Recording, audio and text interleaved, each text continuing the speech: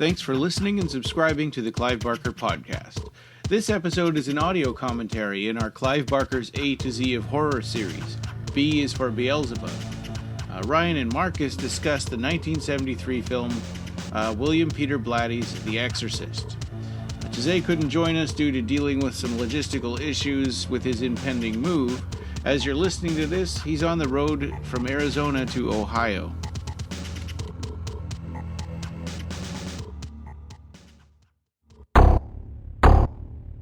Clive Barker Podcast Audio Commentaries. Thanks to your generous donations to our Kickstarter funding campaign, Clive Barker Podcast presents Fundraiser 6, Bill Seeker.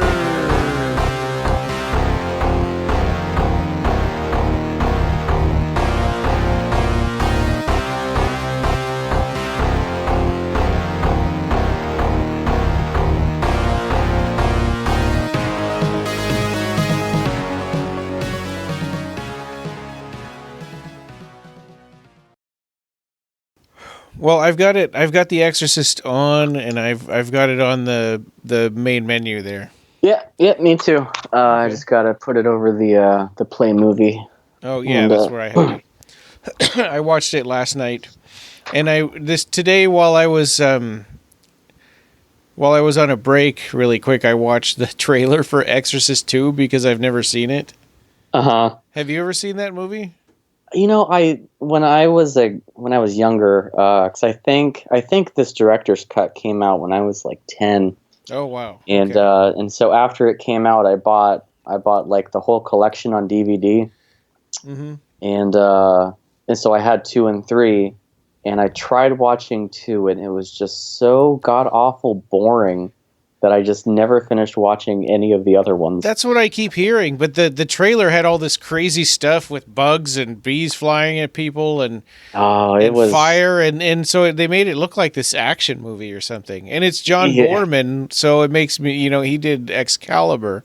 So I was thinking, well, that's a really long movie, I guess. Yeah, no, from what I remember, it was, and I always hear that it's awful, but I hear really good things about Exorcist 3. Yeah, and I only watched part of it because I fell asleep when I watched it. I've never seen it. I've seen like the infamous nun clip of the jump scare with the nun and the scissors. Oh. So I'm aware of certain scenes from the film, but I've never actually seen it. And there's a really freaky scene where a statue gets up or just starts walking across the screen. Okay. Are you going to cover any more Exorcist films after this? I think just 3. Okay. I'm gonna watch 2. I'm gonna see if I can find it streaming somewhere, and I want to watch it. But I don't think it's worth doing a whole commentary on it. I mean, if everybody says it's so terrible, but people seem to really love 3.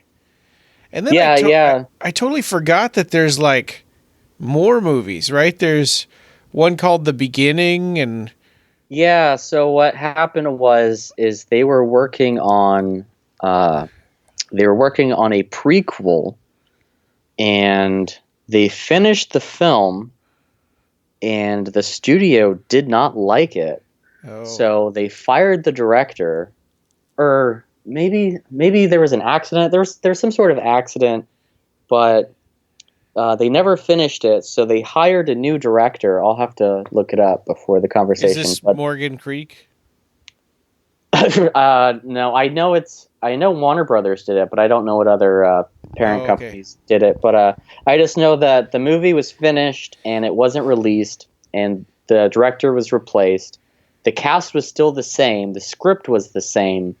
But they brought on a new director. And they remade the whole movie?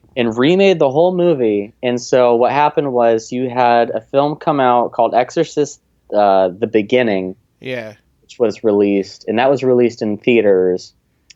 And I watched it when I was probably 12 or 13 when that came out. And it's not very good. But then a year or 2 later, they released the other version in the theaters as well, and it was called Dominion. Oh, so, okay. I've never seen it, but it's one of those rare occasions that you have the same script, the same cast and crew and all that, but different director, and so you get to see two different interpretations of the same script. That might be the only time, right? I've never heard of that happening before. Yeah, the only close thing I can think of is Todd Browning's 1931 Dracula. They shot during the day with Bela Lugosi, and during the night they had a different crew come in. They used the same sets, same script, but a different director, and they shot a Spanish version. So there's with the same script but just a different director. You have a Spanish version of Dracula as well made at the same exact time. That's funny. Yeah. Well, I guess this was actually pretty interesting. We probably want to keep that in because that's interesting information I didn't know, because I just didn't really follow the Exorcist movies. I mean, I always liked the first one. But yeah, so this is episode 247 of the Clive Barker podcast. And we're doing Clive Barker's A to Z of horror. We are on B for Beelzebub, which is really just about The Exorcist. And I think in that book they also talk about The Exorcist II, and maybe 3, because that book came out in 2000, I think. I think they just... I didn't look up the sequels, but I just... Yeah. I think the for the B for Beelzebub is just about the first Exorcist. Yeah. Yeah, and I think there might be little blurbs or posters for the other, for Exorcist 2 maybe, but really the bulk of it is really just about this movie. And so that's what we're going to be doing, is an audio commentary for The Exorcist. We're using the extended director's cut. So if you want to follow along, that's what you'll want, and we're on the Blu-ray main title screen, and we'll be hitting play movie. And so we kind of jumped in, Marcus and I just started talking about, our history with The Exorcist, and I thought it was interesting, so I kept it in. I'll probably put a little intro at the beginning so we don't just get dumped. You don't just get dumped right into us talking about Exorcist sequels. But yeah, so I'm excited about this. This movie, I think it is pretty freaky. It's actually... The more I watch it, and I mean, some people really get freaked out by The Exorcist, and I think religious people feel like this is like the scariest movie of all time. Mm-hmm. And for me, I just feel really sad for the mother and for Regan. Yes, for sure. I mean, that's one of the haunting things about it is how grounded in realism it is, and that's what really gets to your bone. I mean, I'm not a spiritual person in any sense, and still the film gets to me. Compared to, say, like the Conjuring films, or as much as I like the actual James Wan Conjuring films, this film is not full of jump scares or any of the CGI madness that we get now, and like the loud orchestral just bangs to make you jump. This is you'll see a shot of just the priest sitting in the bedroom with possessed Regan, and a drawer will open, and that is more than enough to just send chills down your spine. It's so simple but effective. Yeah, or the flame shooting out of her candle when she's up in the attic. Yeah. And just there's a lot of little... I mean, I guess we could talk more about that when we get to those scenes. But yeah, so if you want to follow along with us... we will hit play, and we're going to do the countdown. So hit play in 3, 2, 1, go. It's taking a little bit for the thing to spin up. Okay. Yeah, my mind paused a little bit too. I'm using a PlayStation 4. Okay, I now see the Warner Brothers logo. Yeah, it looks black and white. Yeah. Actually, the film... starts off in black and white. In the Iraq scene, when you first see the sun, it fades in black and white.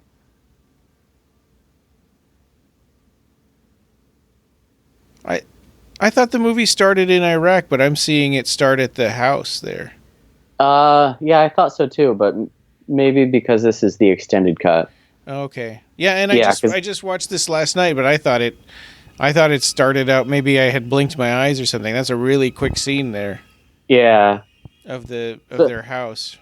One beautiful thing is that, so it says William Peter Blatty's, and that fades in, but it's the Exorcist that cuts in without a fade and then fades out. Yeah. So, I mean, one of the only jump scares you get, and so here's the title. Yeah. That's So awesome. we get the sun in black and white, and it slowly goes into color. And there's a lot of little subtle things in this movie that I did not catch at all as a teenager when I used to watch this. Yeah. Neither one of us were old enough to have seen this in its theatrical run. I was like -1 in 1973. I was negative a lot, so Yeah. too tired to do math, but yeah. But yeah, this Iraq scene, it seems like it's mainly to set up the character of the Exorcist, but also to kind of show that evil is all around us, maybe all over the world, everywhere. Yeah, this Iraq sequence is kind of like a mini film in itself. Yeah. And it's very it's cinematic storytelling in that. I mean, there's really no dialogue. Yeah. I think there's maybe like a dozen lines in the whole 12 minutes that it takes place. Yeah. So it's just very, very visual to, draw you into this ancient evil. Yeah. And there's no real, I mean, maybe if we've read the book, it might be different, but there's no real, what am I thinking of? Explanation for why this character loves archaeological digs. Is he trying to dig up evil and do something with it, or it's really strange. I haven't read the book, but I know that the Iraq sequence in the book is only like 4 pages.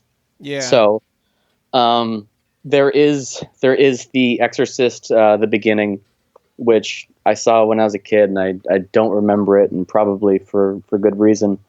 So, I mean, they probably did have some sort of a backstory reason for why Father Merrin. They probably overemphasized and made it super important.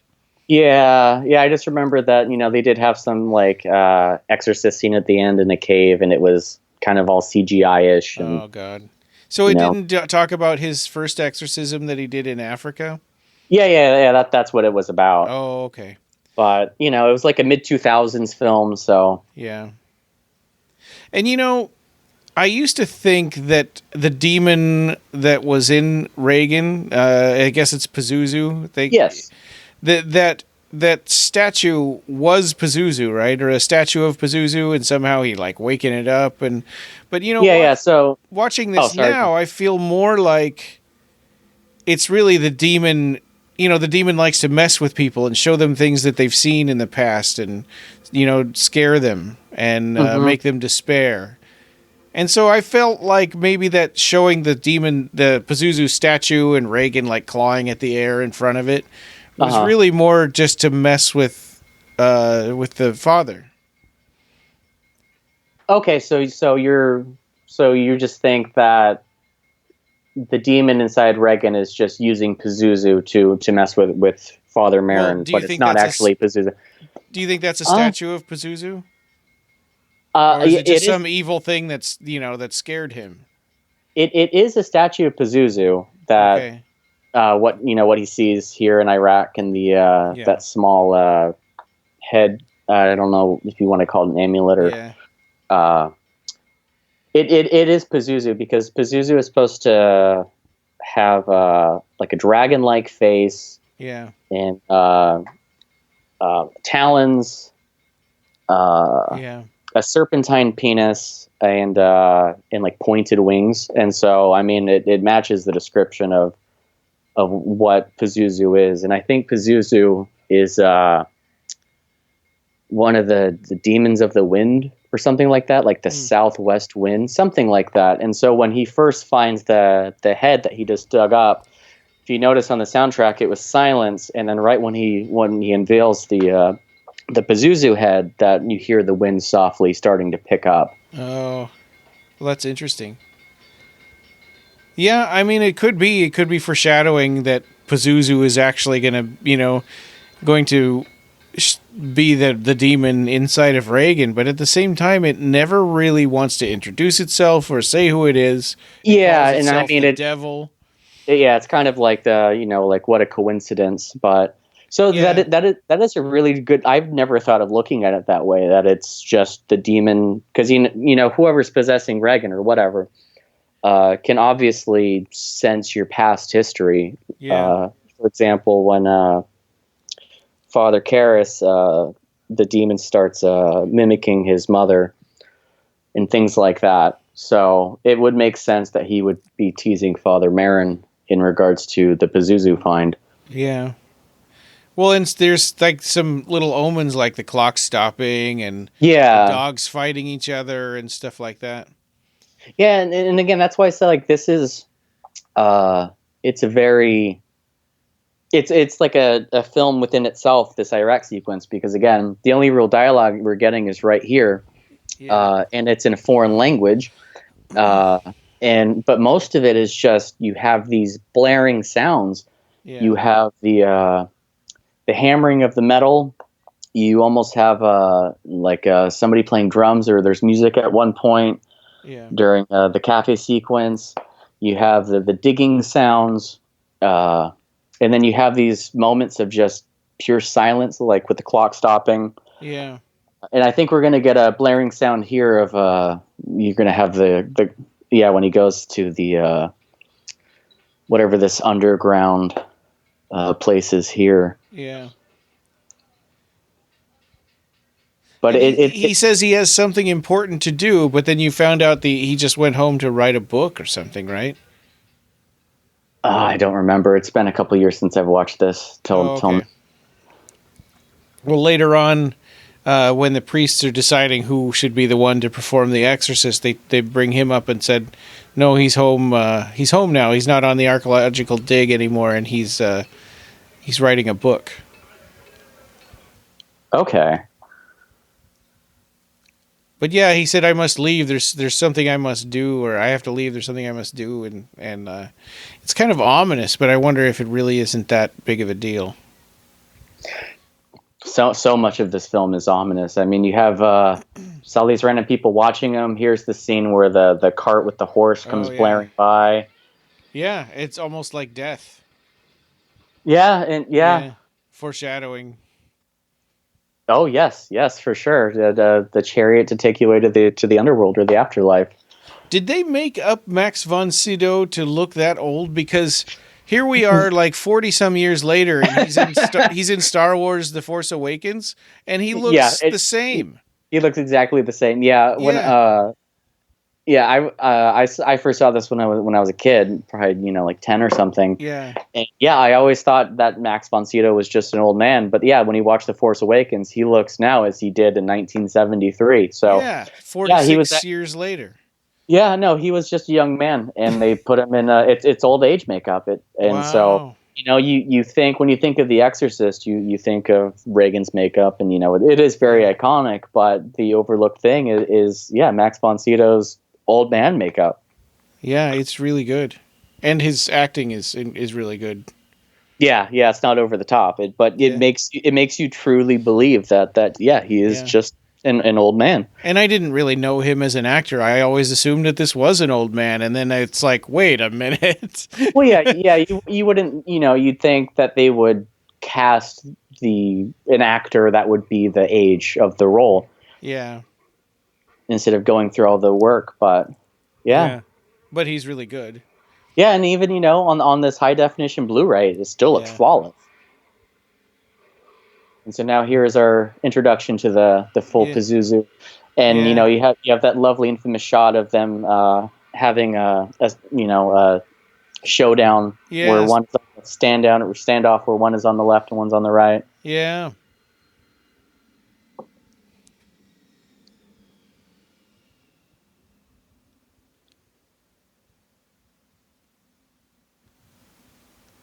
Yeah, and there's no real explanation, for how Reagan, gets other than, I mean, the Ouija board, but it's kind of Captain Howdy. Yeah, and I don't know. Is that are parts of this movie supposed to be like cautionary? It's hard. It's hard to say. Is this really super pro-Catholic sort of a movie? I know that William Peter Blatty was a very religious person. He actually, before he became an author, I know that he wanted to be a Jesuit priest. Oh wow! So William Peter Blatty, yes, was very religious, and so he really grounded it in theology and really took the time and care in paying respect to that. Well, whereas the Jesuit priests seem very realistic. Yeah, they actually had a Jesuit priest on the set to make sure that everything was accurate. But you have William Friedkin, who honestly doesn't give a damn about any of that. He just, he was well known for his documentaries, and William Peter Blatty thought that William Friedkin would be a good fit because he made the French Connection and he liked it. So he sent William Friedkin a copy of The Exorcist and said, I just optioned this with Warner Brothers and I want you to make it. So it's a really good pairing of somebody who cares about the theology and somebody who cares about grounding it in realism. Yeah. And when we talked about Rosemary's Baby, there's a lot of kind of interesting taking the time to set up like this normal sort of domestic stuff, and that way the bad stuff really has more impact.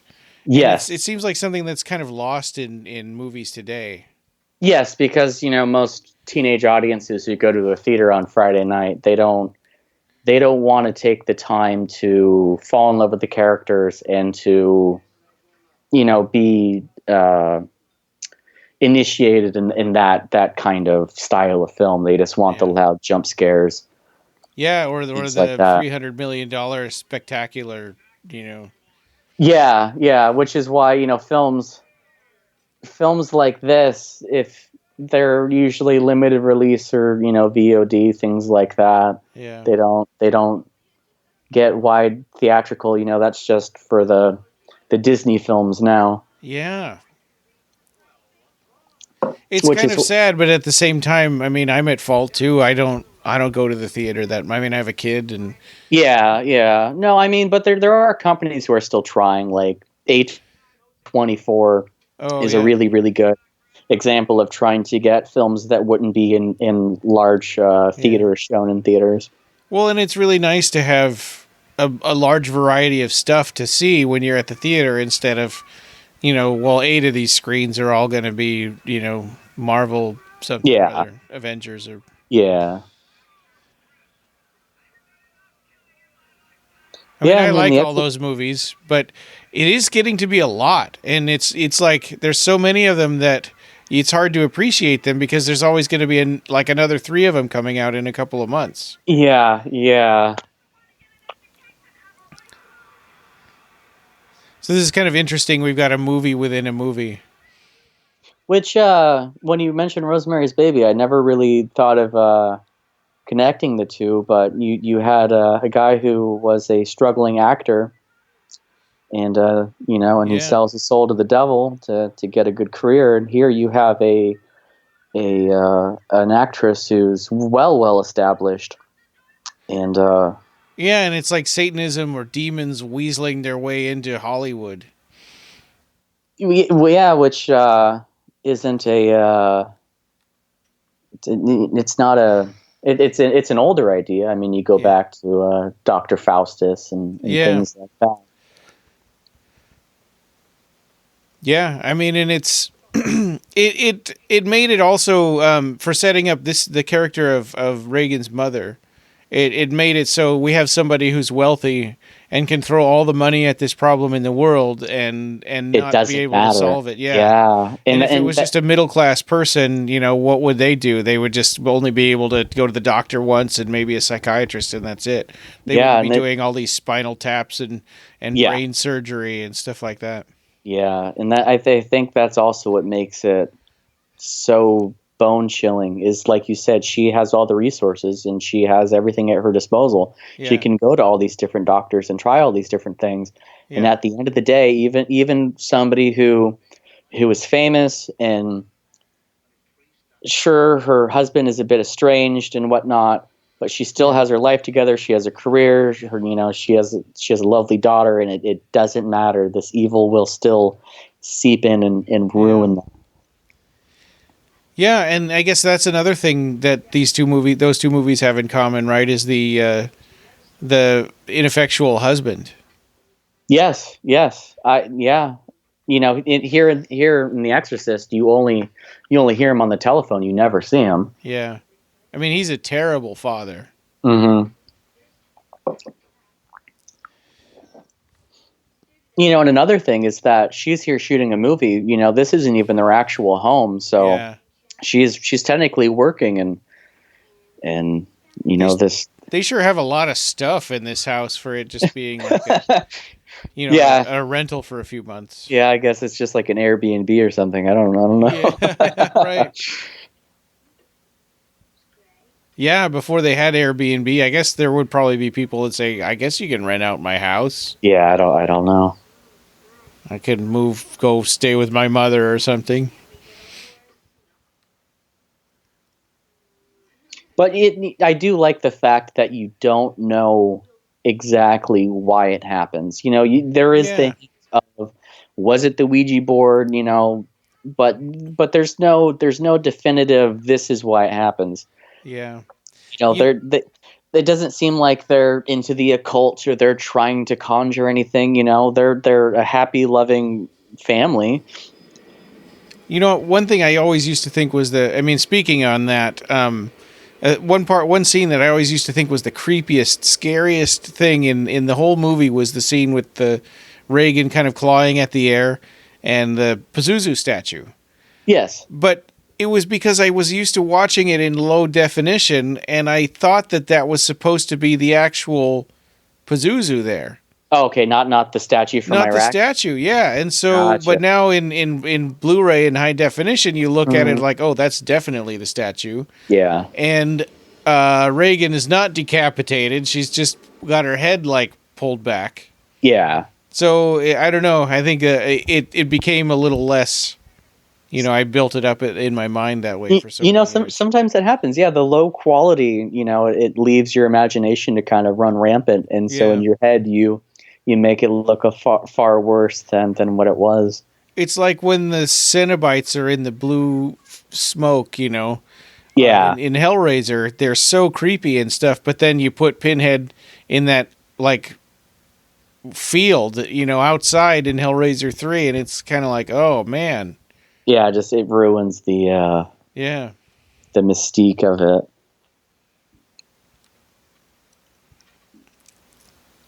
And his apartment is so... I guess is this his mother's apartment, right? He's just visiting her right now? Yeah, I think so. It's hard to tell because he acts like he lives there.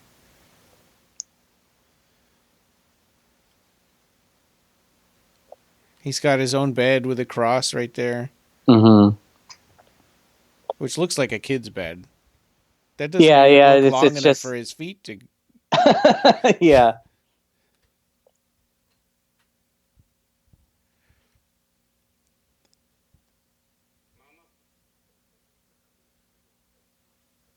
Father Karras is a wonderful, wonderful character. Yeah.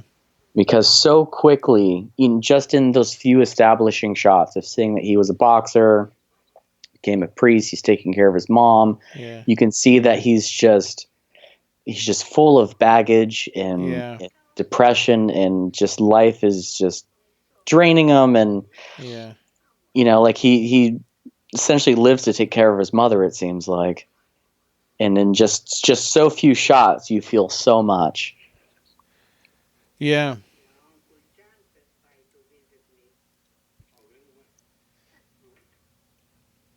And he feels so terrible about not being here for his mother because he's been like reassigned, or he's been moved to where he's at now. Yeah. And then his uncle just puts her in this horrible, like, insane asylum because he can't afford. Yeah, which for me personally, him visiting her there, and as well as the I forget what the test is called that they do on Reagan, where they put the needle in her neck. Oh, yeah. Those two things are what get me to the most in this film. Yeah. And which are the two most grounded things, because we've all kind of been in those situations, or know people who've been in those situations. Just dealing with the scary unknown of medical procedures and things like that, and visiting a loved one who is either in hospice or... Yeah. Well, and if you've ever had if you've had a kid and had to watch them go through something horrible at the doctors. I mean, Joey one time cut a big gash under his chin, in his neck. And so we took him to the doctors, and they, the emergency room, and they had to kind of like squeeze the fat out and snip it off with scissors, and then sew it shut. And that was all happening while we were holding him down, because he wasn't old enough to understand what was happening. And he was screaming and thrashing and begging us to make them stop. And that's terrible. Yeah. And Jennifer almost passed out just because she felt so horrible about it. Yeah. This is really sad, because Reagan is so over the top, like, happy and has no issues or problems, and they spend so little time establishing that. This is almost kind of throwaway scenes, but you need this to remember, this is what she's actually like. Yeah. This is Reagan, not what she. Yeah, because you've got really 2 hours of her not being like this. Yeah, and so what you see the Ouija board move there. So I mean, that is like the one small indication besides Captain Howdy that you get of why this has happened to Reagan. And I suppose audiences going in have probably heard that this is some kind of a scary movie or something about, demonic possession. So they might be expecting that. But it's still, it's still like Romero's Night of the Living Dead or something, where they kind of give you clues of what might have caused this to happen, but not definitive. Oh, really? Like in Night of the Living Dead, the original. Oh, yeah. There's like they say something about like a meteor shower happened, before the dead started rising, but there's no definitive reason why the dead come back to life. And then you go on to Dawn of the Dead, and they're like, "Oh no, we've given up trying to figure out what caused this," and maybe it's this, or maybe it's that, or maybe God is punishing us. Yeah, but I think that's a lot scarier than something like 28 Days Later, where it's just a virus where. There might be possibility for a vaccine when it's something that nobody knows what's causing it or where it's coming from. That makes it that much more. It is scary, and it kind of points out that humans, we don't know everything. Yeah, that we can be vulnerable and helpless as much as we like to pretend. That we know everything. We don't. There could be something that could happen that is beyond our comprehension. Yeah, and it makes, because we had talked a little bit earlier about like Exorcist II and how terrible and boring it is, and I watched the trailer earlier today about it, and and I like movies that expand the story, but not movies that try to go oh hey, let's tie up all the loose ends from the first one so that people understand it better.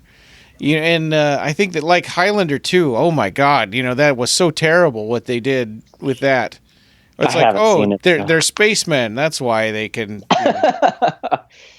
So they try to retroactively answer answer questions. Yeah, it says like 1,000 years ago on the planet Zeist is how it starts out with Highlander 2. Okay. Yeah, and so, but it's so much better when it's like Hellraiser 2. Where it it's expands the actual mythology. Yeah, and it gets even crazier. And now you have more questions like, wait, your god is a diamond?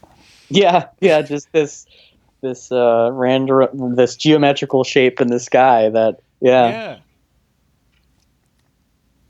And the hell of Hellraiser is a labyrinth of psychological torment, I guess. But once again, that just keeps opening up the mythology and drawing you in more, instead of just giving you definitive clues, or definitive answers.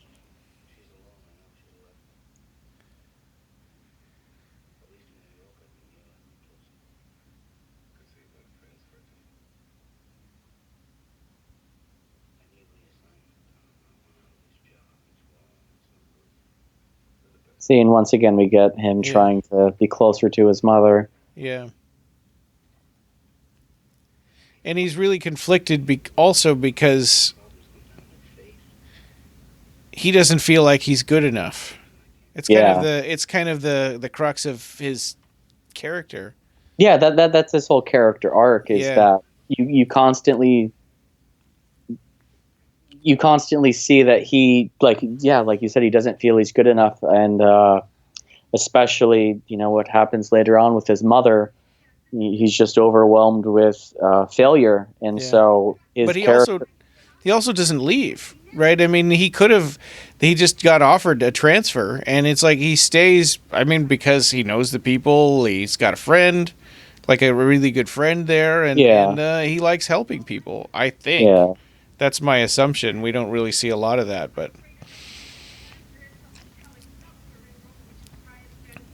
man, this is really sad for Reagan. Yeah, she's saying like, she's like yelling. He doesn't give it. You don't give a shit about her. It's her birthday, and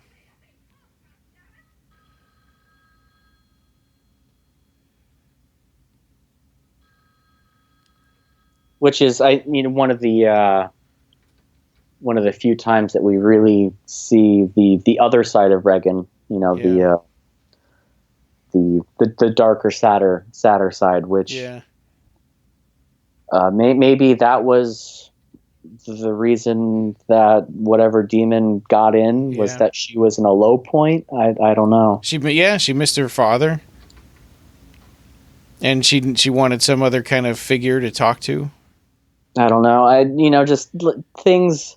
It just seems like when you're vulnerable is when the supernatural can have more effect. But she even says here that her bed was shaking and she can't sleep. Yeah. And you have the rats in the attic. Yeah. Yeah, lots of little omens. Yes. Well, and speaking of that, I in high school I wanted to catch up on all the classic horror movies, about the devil and demons and stuff. So I watched them all kind of around the same time: The Omen and Exorcist and Rosemary's Baby. Yeah. So that's kind of why, to me, I put them all together. Mm-hmm. Although Rosemary's Baby is much older than. Yeah, that's from the 60s. 68, I think. Yeah, Roman Polanski. Yeah, you have The Exorcist is what really kicked it off, though. Yeah. Because The Omen comes after The Exorcist, I believe. So this bugged me last night watching this. It's like, why wouldn't you grab a flashlight? Why do you could accidentally set the house on fire doing that. Maybe she doesn't have a flashlight. It does seem like there's a lot of stuff in that house, though. You'd think that, there would be a flashlight, but I guess it can't. And later on, the butler guy, the German guy, comes up with a flashlight behind him. Oh, yes. Well, if you didn't have the candle, you wouldn't have that wonderful fire effect. That's true. In a few seconds. Yeah. But she could easily brush that past a curtain or something and just set the whole house on fire. Yeah. And I don't miss the days when people used to smoke in the house all the time. Yeah. I'm so glad that's over. Yeah, me too. Would never come out of clothes. Yeah. Just, yeah. Yeah, and it just stunk up the house forever. Yeah. You really notice it when you go into a house where people do that now. Yeah, I had a friend who was a little bit older than me, so I always got his hand-me-downs. And his mother was a hard smoker, and so all the clothes I got from him were just tobacco stench and just kind of brown from all the smoke. Oh God! Imagine what that did to him. Yeah. So here is this is the scene with the desecration, right, of the statue. Yeah. Right, and also not explained. I don't think this was in the theatrical. I don't. You know, it's funny because now I've seen this so many times that it blurs and I forget what. I think I've only seen the theatrical maybe once, because by the time I was of age to really watch these films, the director's, because I think the director's cut came out when I was like 10 or 11. Oh, wow. So this is more the definitive version that I've watched. And I've only seen this since this Blu-ray came out. Yeah. But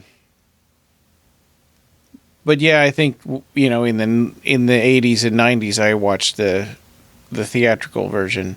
Yeah. But it's been a while now, so I can't remember either.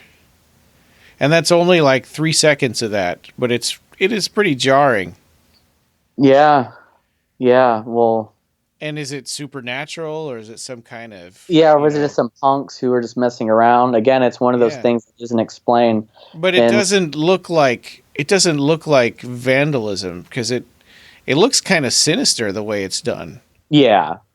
But it's also not over the top where you have like blood pouring out of the eyes or anything like that.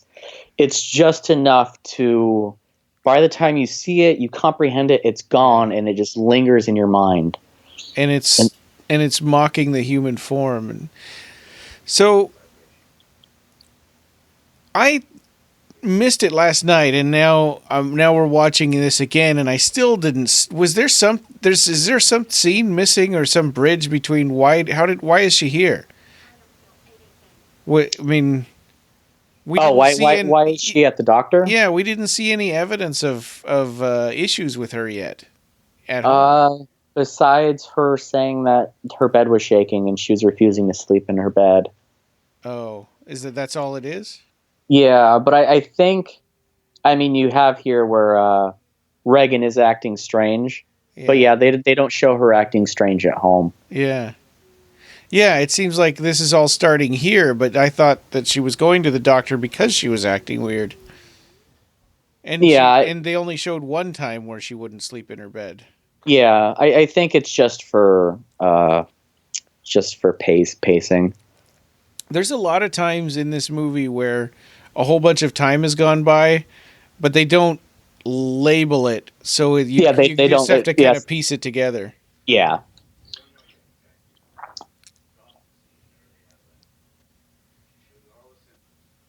This guy is such a jerk.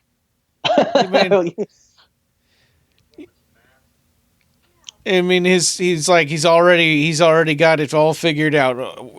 She's just hyperactive, Yeah. Give her some Ritalin. Yeah. Well, I think that is indicative, though. I think we've all had experiences where we know something is wrong, and we have somebody tell us that nothing is wrong, and it turns out that they were wrong. Yeah. So. And there's a lot of times where there's you just see stuff like that's unexplainable, and everybody's like, the problem's not with her bed, it's with her brain. Well, again, it's a human it's a human thing to have an explanation. Yeah. It's very hard for somebody to say, I don't know. Yeah. Yeah, because he doesn't want to undermine his own credibility by saying, Yeah. "Yeah, I don't know." He has to give her some kind of a path. Yeah. And the American medical system and all that healthcare system is a whole other thing. Yeah. So just throwing a prescription at a problem and calling it solved, that's usually what happens. And this is a movie where you really have to pay attention, Yes. because there's a whole character that just dies off camera. Yes, off screen. Yeah. You hear that he was thrown down the stairs, and you never see it. Yeah, this film is one of the really nice things is watching it. I think at different times in your life, you see different things and you sympathize with different characters, and you catch different things too, which is really nice. Yeah, because I don't think a time has gone by where I don't get something new from it. Yeah. I mean, and this is probably obvious to everybody, but for some reason I never noticed, when she says, "You see what she's done, your cunting daughter?" I never noticed before that is Burke's voice. Oh. Because he's pointing out to her, like, "You see that she murdered me?" Yeah. No, I never caught that. And there's establishing shots in the movie at the party when he's super duper drunk. Yeah. And he's going around using that cunting word over and over again. I never caught that. Yeah, it's I thought that was really interesting because I always thought, oh, that's just the demon voice, but it's not. Mm-hmm. It's different. It's like that British accent of Burke.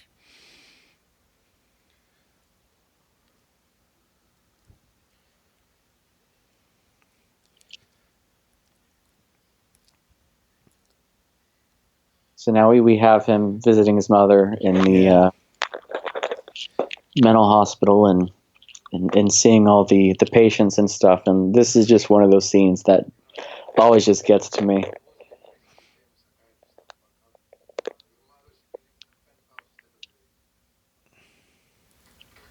What a jerk. Blaming him because... Yeah. And he's the one that put her in there. And again, this is just another thing that Father Karras has to shoulder. This is also interesting, all these inmates, like, grabbing him and pulling him down. It's almost like he's fighting off his own feelings and madness. Yeah.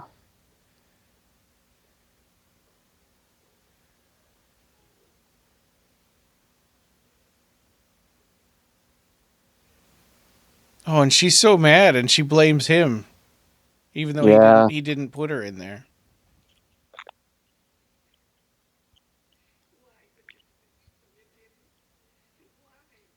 Well, again, though, which is the one bittersweet thing about the end of the film is that he does get the character arc where he does finally help somebody. Yeah, he does help Reagan at the end. And that could be seen as he couldn't help his mother, so he's gonna save this young girl, and, sacrifice himself.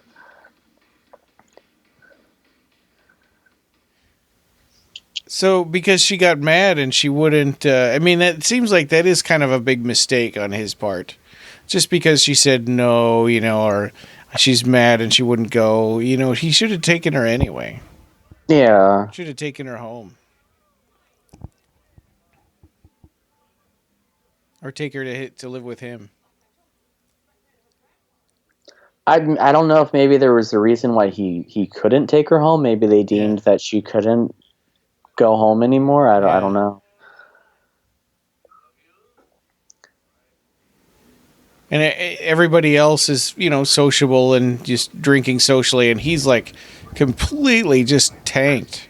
Yeah, To the point where nobody wants to be around him. Yeah, he's that guy at the party. Yeah, and it's interesting that Reagan had sort of thought that somehow her mom was going to be, wanting to marry him. And she just kind of sees him as a friend. Yeah, well, he's a big shot Hollywood director, so he's, he probably is the one who picked her for the part, and probably hires her for projects and stuff. So you can't fault Reagan for thinking, this is the reason why we're not a family, why I'm not home with my father right now, why we're away from home is because, this guy hired my mom to be in this movie. Yeah. Oh yeah, you're right with the nice C word there. Yeah.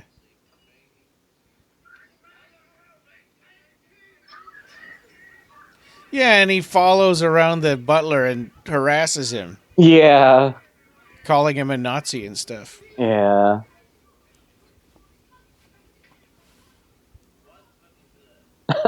What's for dessert?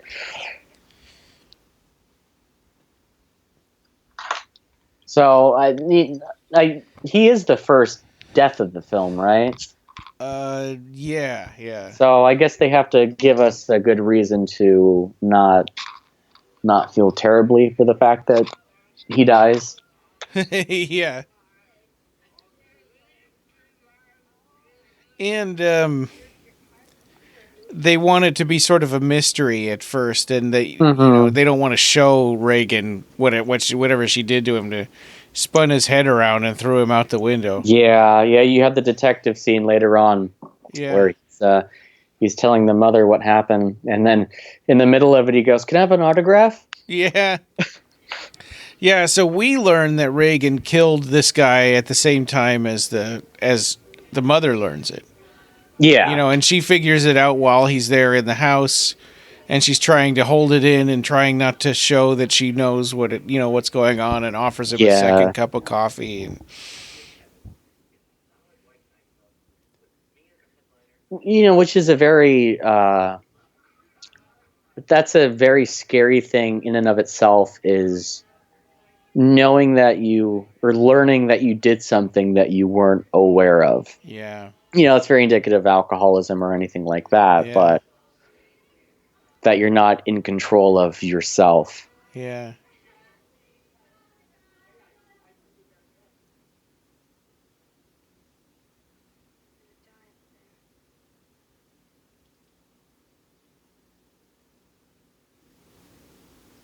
What do you think that line means, and who is she talking to? I think the guy on the left is an astronaut. Oh, because they were talking about some at the very, very beginning of the party. They're in all the talking, somebody mentioned something about a space mission. So I think he's an astronaut. Oh, but it's just supposed to show that the mom being a Hollywood celebrity is, it's a very elite party. Yeah, she's got a bunch of big shots. Yeah, and she was invited to dinner at the White House. Yeah, and again, this woman who has everything at her disposal, has the life that most of us dream of having, and still it does not matter. Yeah, and no amount of money that she throws at it could fix this. Yeah, which also kind of the Omen kind of steals too. Yeah, well, and it's also like, I wonder if there's kind of a subtext of like, oh, you godless heathens in Hollywood, you better, with your kind of phony lives, you need to be more spiritual and stop thinking about riches and wealth and stuff, and be more faithful. Yeah. I mean, that makes sense. I don't know how much political subtext William Peter Blatty wanted to put into the film, or into the screenplay. Yeah, well, and so she just saw the bed, yes, hopping up and down, and she gets on it, and it's still doing it, and the doctors are going to tell her, she has super strength when she's going through her convulsions. Like the mother Yeah. can lift up a car to save her daughter's life or whatever, and it's like you could tell they're just kind of making stuff up as they go along. Well, like, again, they don't want to. They don't want to admit that they don't know. You could also chalk it up to mass hysteria or what have you. But yeah, but and I wish I can't remember the mother's name right now. It is do. But she should know at that point. Chris McNeil. Yeah. She should know at that point that there's something going on that's not explainable. That's supernatural. There's something supernatural happening. But they don't seem like a religious family. I don't think they're against it, but I wasn't raised religious, so I get not being on either side of the fence there. So it's understandable that's a big leap of logic for someone to take. Well, and all this stuff has been happening, like the fire shooting out of her candle and the Ouija board, moving, on its own, and she's, those are little things, and you can kind of write those off, or just, maybe I remembered that wrong or whatever. But it gets, it's a really gradual process for her to change the way she thinks about what's happening.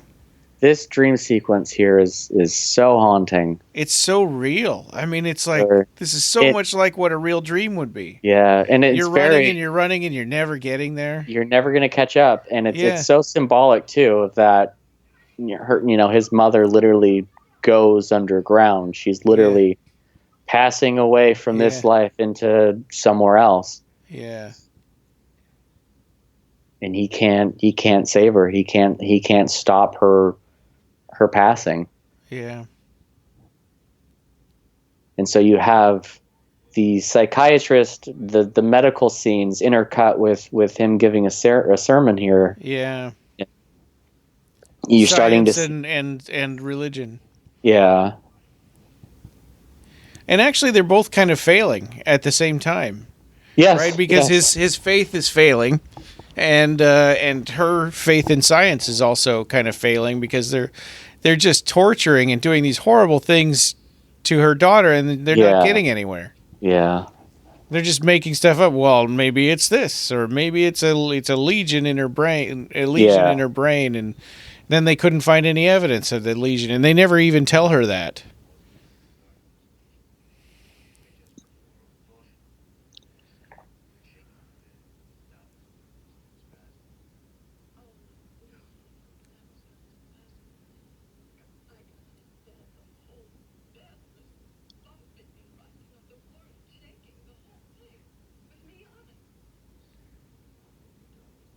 Oh, I hate that. It's not her bread; it's her brain. Yeah, and that line is just like a hammer to the heart of just Yeah, it hits you hard, because I think we've all been in situations where we know something's wrong and we know it's not this, and somebody's telling us no, it is this, and just not being heard or listened to and being talked down to.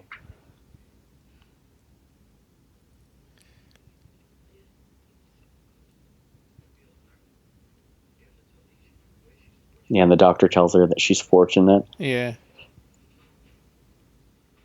Yeah, this is the scene that always gets to me. I forget what it's called. It's called like an arterial something. Oh yeah, I don't like needles. I'll pass out if I'm getting blood drawn and stuff sometimes. Yeah. So this kind of stuff is really hard for me to watch. Yeah. And as a parent, for the mother to be up there looking down in the operating theater and seeing them doing this to her daughter is so horrible. Yeah. This is like something out of Hellraiser. Just the torture and stuff. Yeah. and yet this is supposed to be the beautiful advancement of medical science, but it's still terrifying. And I don't remember much about Exorcist 3. Was she really in it? Reagan? Linda Blair, yeah, and Reagan. I don't think that character's in it at all. I know she's in the second one, and she's not in it very long. That's all I remember is waiting for Linda Blair to show up. And it's kind of a mistake to do that because you really want them to have had their happy ending. Yeah. And it's like, let's drag her back in. It's like, of all the, billions of people in the world, it's like, well, they had to come back to her again. Yeah, we're just going to keep messing with this one person. Yeah. Oh, God, this is so... Oh. And,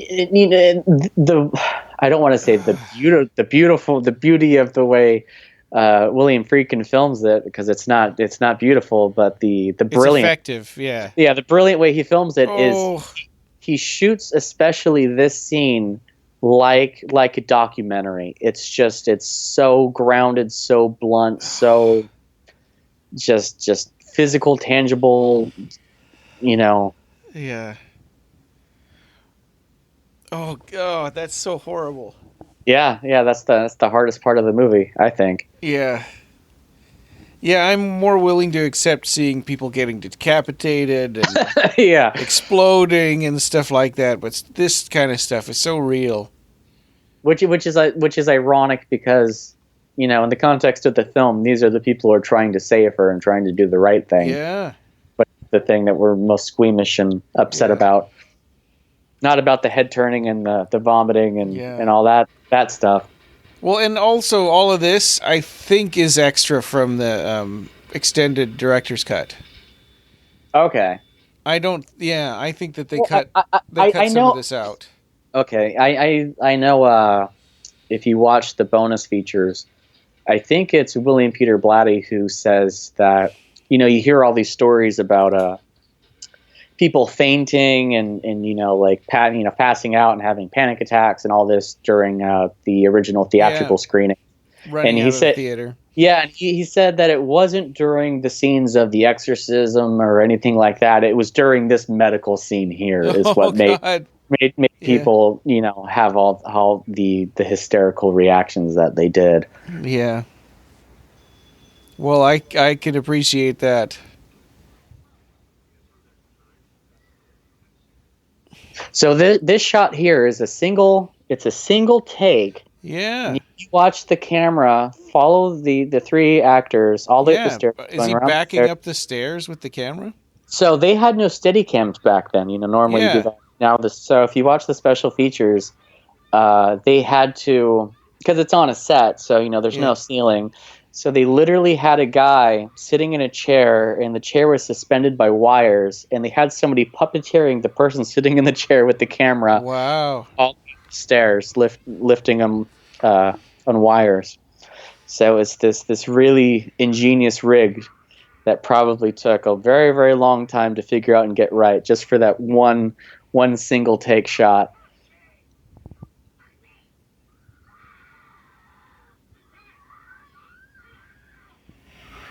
Oh man, this is so intense. Yeah, because you're the mother is feeling the same physical torment that the daughter's feeling, but because it's like this thing is taking her over and she can't do anything about it. Yeah, because when your child is in anguish, you're in anguish. Yeah.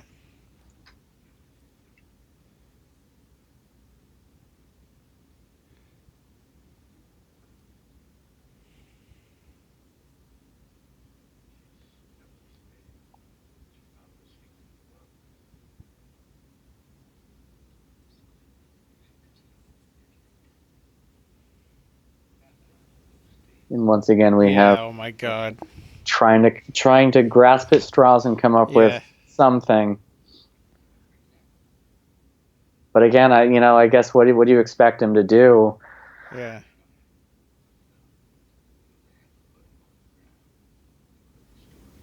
But he doesn't say it like, maybe it's this. He says it like, oh, I know all the answers. Yeah. Yeah. Well, because again, you know, I don't want to say I don't know. Yeah. Yeah. And she says, for Christ's sake, it's not the temporal lobe. Yeah.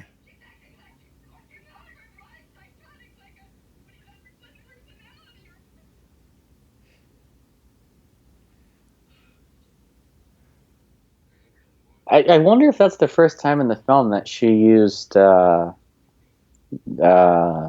damn it and Jesus Christ. Yeah. I think so. Yeah, that's the first time that she's kind of lost her patience with these guys. Yeah, yeah.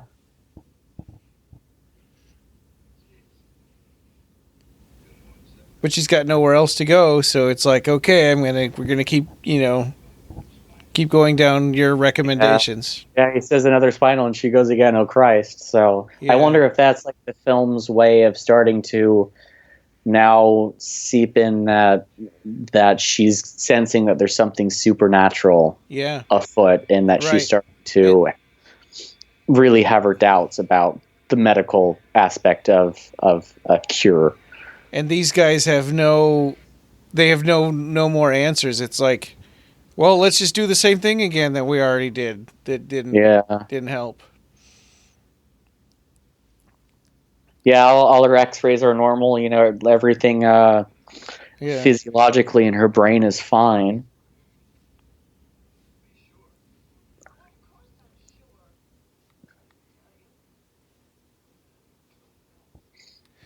I really liked the detective character also in this movie, but I feel like he didn't get enough involvement. Really? Yeah, he only. How many scenes does he have? Like 2 or 3? Yeah, and he just kind of lets it go. It's like he figures out he figures out that the murder happened right there in that bedroom, that somebody broke this guy's neck and threw him out the window. Yeah, and he thinks it's somehow occult related, and so he's talking to Father Karras, but he still doesn't want to bother the family. So he's like, I'll just come back later. Well, you can also tell that he is a fan of Chris's character. Yeah. So maybe that's why he doesn't want to intrude too much. But you have to wonder how he's handling the paperwork of this case, because by the end he learns that she was possessed by a demon or something, and Random side note is I just realized that I used to have the same exact car that she was just driving. Oh, really? Yeah. Oh, that's cool. Yeah, I do believe that was a Mercedes 560 SL. Wow. Except for I had an 88, so it was a lot later model, but that's fine. Oh, whoa! I just saw the demon's face in the flash of the light. Yeah, and the reflection of the stovetop. Yeah, on the range hood there. Yeah, one of the things about the director's cut is that they William Friedkin wanted to put like almost subliminal images in the film, but they're not very subliminal because they're just kind of there. Yeah. But yeah, when you watch the film, But yeah, when you watch the film, you'll see sometimes it'll just be like a frame or two. Oh wow. Yeah, and I've seen. I don't know if that's supposed to be Pazuzu or Satan or whoever's. Right, it's a different face than that statue face. Yeah, it's a very more human face. It looks kind of like a vampire or something. Yeah, very very pallid and with like yellow teeth and yeah. And yeah, I know one of the other quote unquote subliminal shots later on in the film is when they open the door. I think you see the Pazuzu outline on the door. Oh.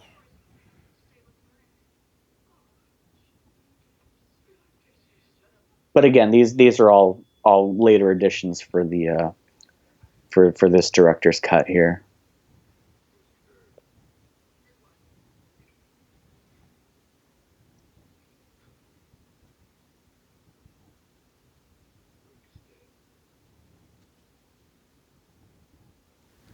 Yeah, and I don't know what happened here, but they never even showed him coming into the house. So this is a really easy scene to kind of miss, or Oh, who, Burke? yeah, it's like we only saw him at the party, really, and in the movie filming at the beginning. Yeah. We didn't, but he came over, he opened the window, or he came over and was watching.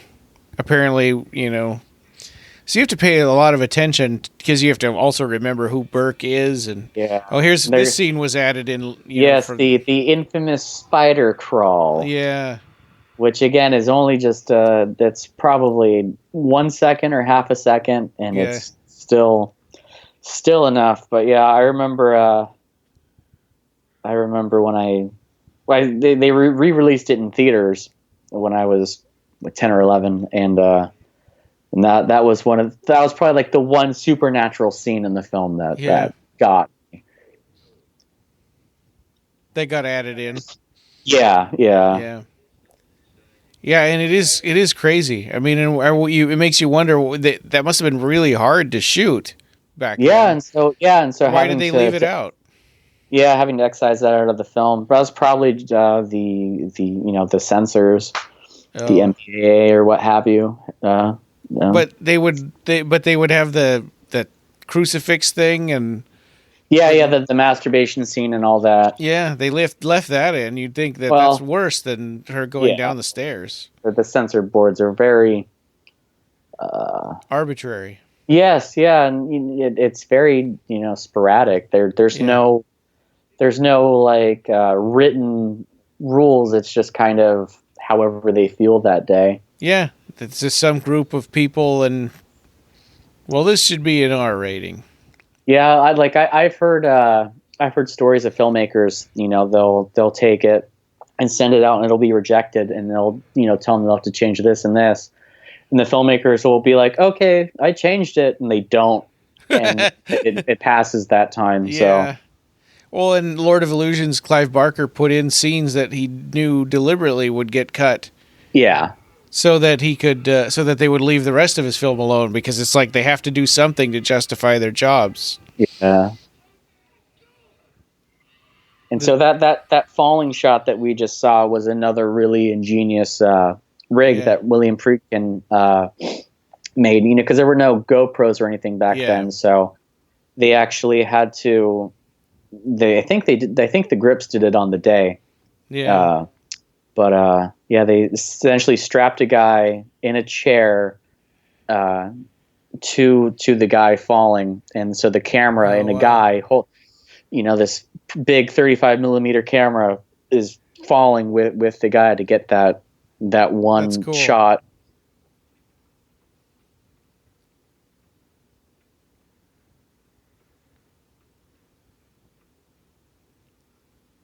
It's a very Hitchcockian shot. It reminds me of it does. Psycho. Yeah, and the guy and the detective falling down the stairs. Yes. Yeah. So this is our first scene where we're actually introduced to the detective here, right? Yeah, he's got an interesting way of interviewing people and trying to ingratiate himself with them and invite them out to a movie and stuff. Yeah.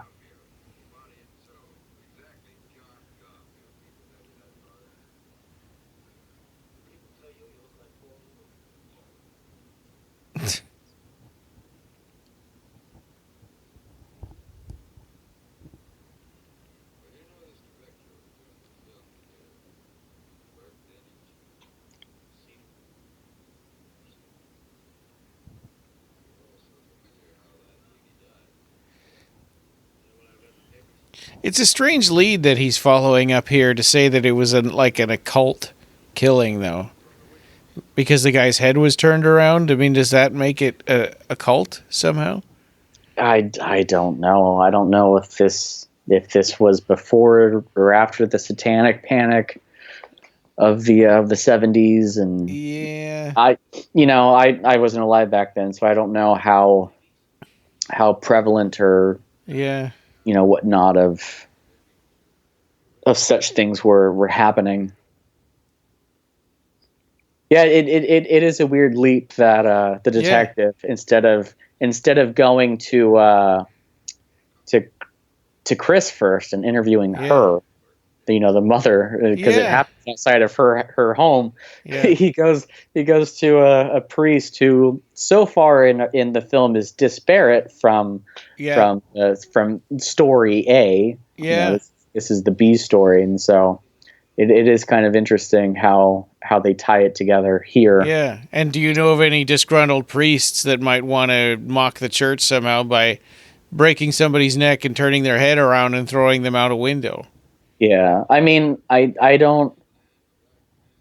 guess you can say because of the desecration / vandalism in the church that happened earlier, that maybe the detective thinks that there might be a cult in this city. But again, it is a weird leap of logic. Yeah.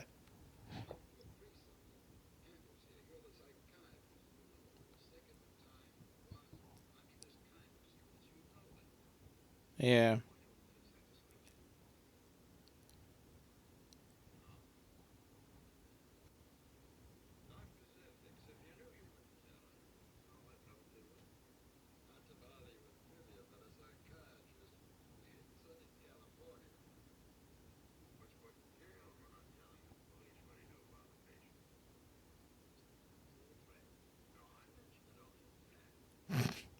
Yeah.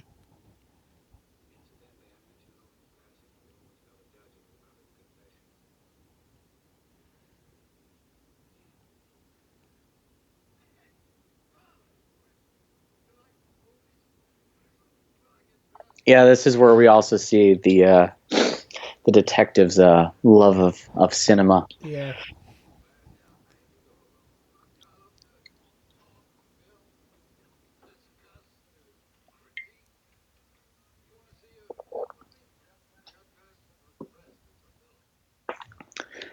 So he says he has passes to Othello. I wonder if there's any any similarities in theme with Othello, like if there's a reason why that play was chosen. Good question. I don't know how meticulous Friedkin is with things like that. I know if it was Hitchcock, it would for sure have some sort of symbolic meaning to the actual story.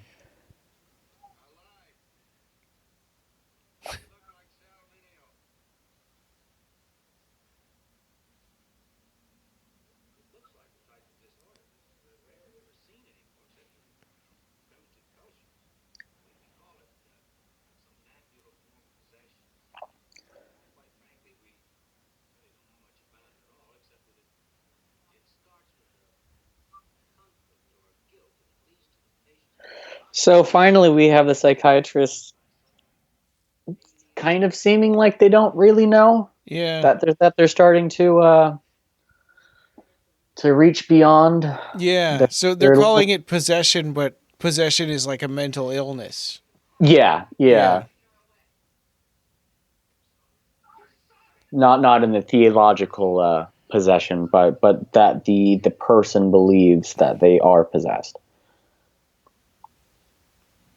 Yeah. So if you do an exorcism, like it would work like a placebo, and then they wouldn't believe they're possessed anymore. It's like this is they're really eating some humble pie having to come out and say this.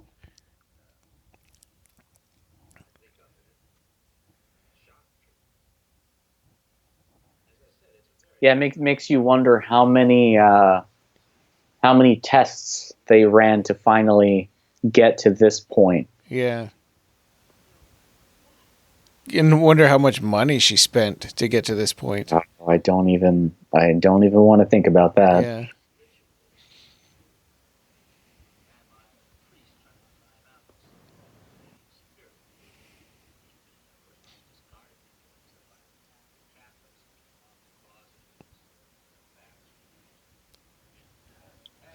So they're talking about it, theoretically, because they don't want to say she's really possessed. But I think at this point she's really starting to believe that her daughter is actually possessed. Yeah. I don't think that she believes that her daughter's mental health would just flip on a switch like that. Yeah. Especially when they can't find any evidence of a cause. Yeah.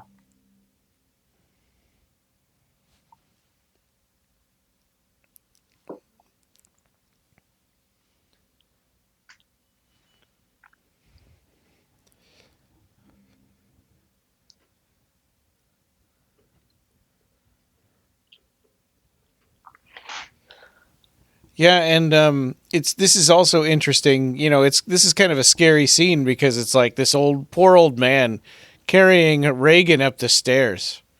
That could have been really terrible.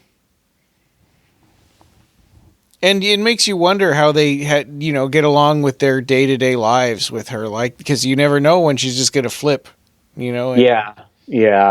She's either unconscious or she's horrible and violent and yeah, super she's either strong. sedated or crazy. Yeah.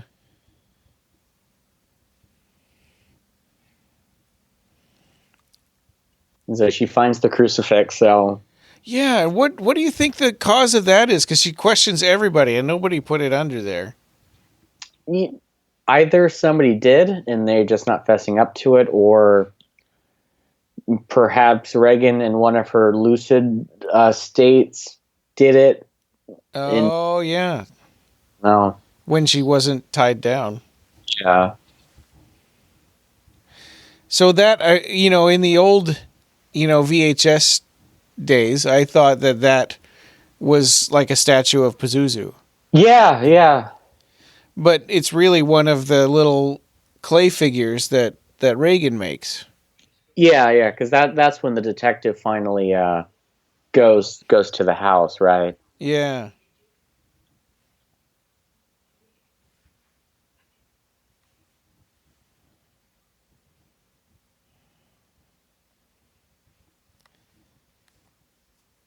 Yeah, and you can see he's really getting winded going up the stairs. Yeah. This is probably like the only establishing shot where we actually get to see the infamous stairs in all their glory.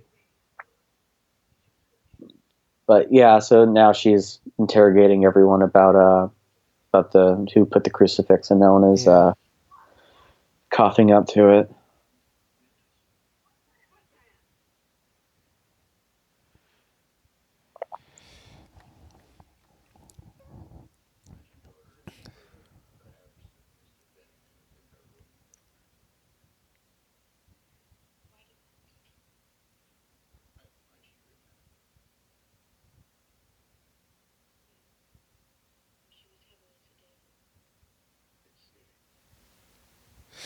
So it also kind of makes you think that it doesn't really matter that much. If she's sedated, she could just come out of it anytime, anytime. Well, the thing, it could come out of it anytime he feels like it.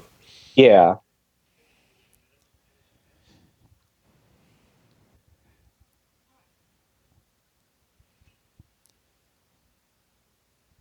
Which also makes her that more dangerous, which is why they start tying her up too. Yeah.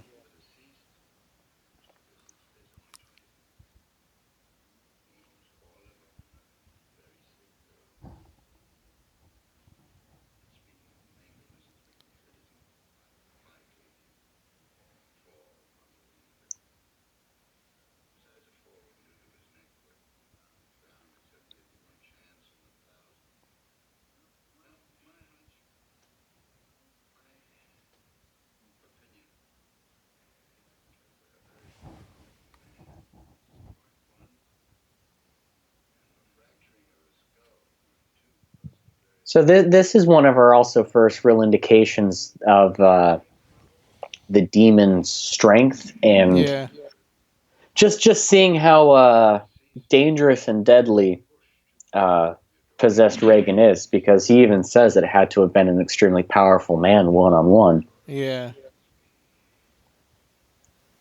Yeah. Well, and if it could do that to him, it could do that to anybody, the police. Yeah, just knowing that a being with that strength is literally just upstairs. You know, Yeah.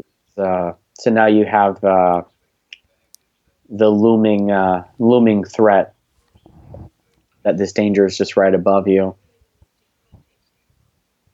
It's kind of Hitchcockian, and Hitchcock says it's not a bomb exploding that really brings up the anxiety. It's seeing a bomb and waiting for it to go off. Yeah.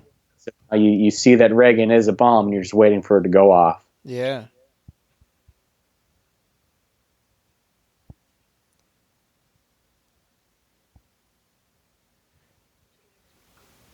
And I think her asking if he wants more coffee is her way of trying to show that she's got, nothing to hide, or, try to make everything seem normal, when she really just wants him out of there as fast as possible.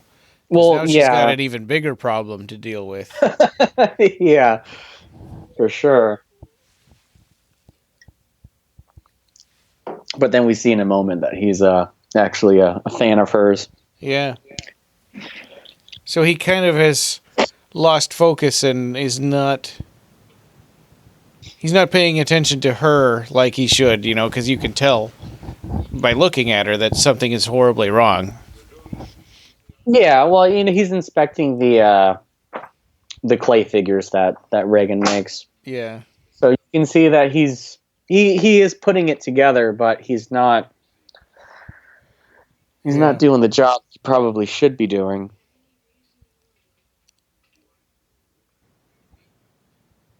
Well, and you kind of wonder if Reagan broke his neck and spun his head around without even touching him. Yeah. I never even thought of that. That's her wrists were still bound at the time. Yeah, or even scarier yet, that she's able to get out of her binds and then put herself back in binds without even knowing. Yeah.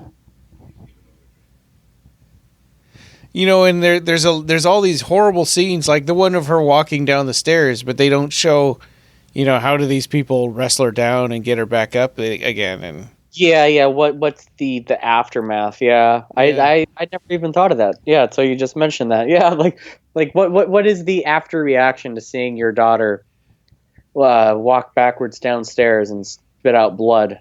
Yeah. Like, how do you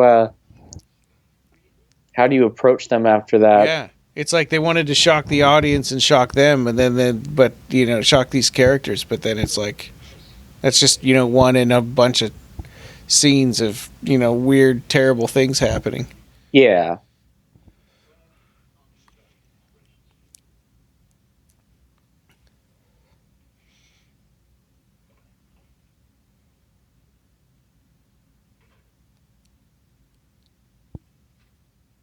So now we're seeing the realization in Chris that she knows that her daughter has done this and she doesn't know what to do. Yeah. Yeah. Because she never had any real, not remorse but like emotion to Burke's death till now.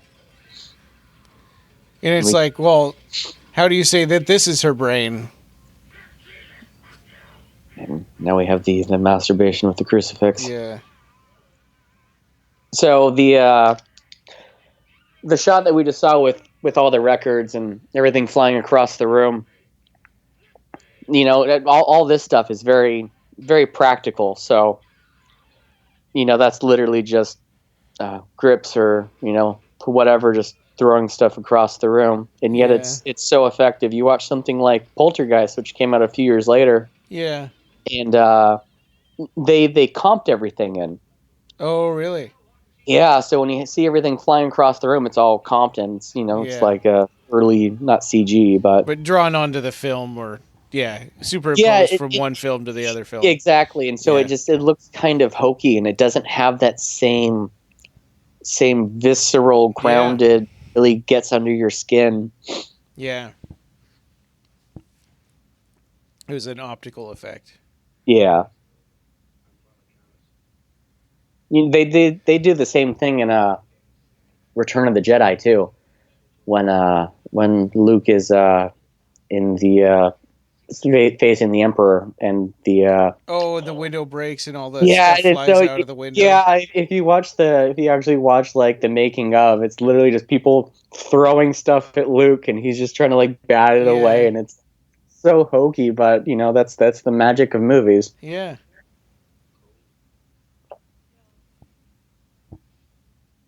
So now we finally have our A story and our B story intersecting. And Chris is finally at the point where she knows that medical doctors aren't going to do anything for her anymore. But she still waited for the doctors to tell her to get, a priest or an exorcist. Yeah.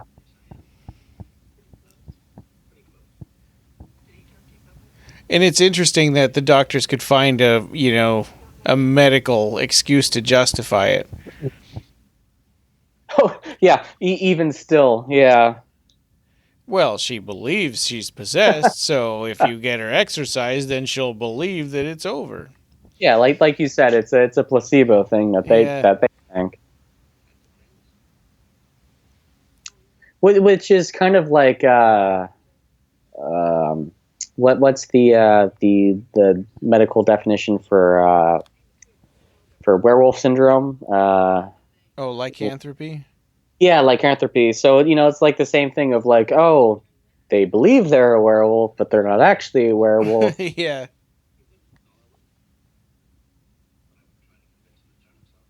So if you shoot them with a silver bullet, then they'll believe they're dead. Yeah.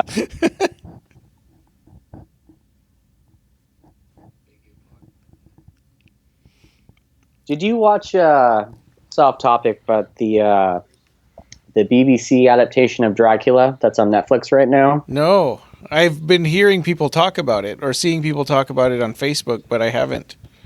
Yeah. The first, it's 3 episodes, and the first 2 episodes are pretty good, and the third episode gets pretty bonkers. But oh, really? Yeah, but they have an interesting. I don't want to spoil it, but they have an interesting take on the vampire, and it's kind of like what we just talked about. Is it based on the novel? The first episode is pretty close in just being a straight adaptation of Stoker's novel. Yeah. And then the second episode is more an expansion of a part of the novel, but kind of does its own thing. And then the third episode is literally just bonkers. Well, between the novels Frankenstein and the novel of Dracula, Frankenstein is so much better. Yes. Dracula's hard to read. I mean, because of the format, the epistolary, they're all letters.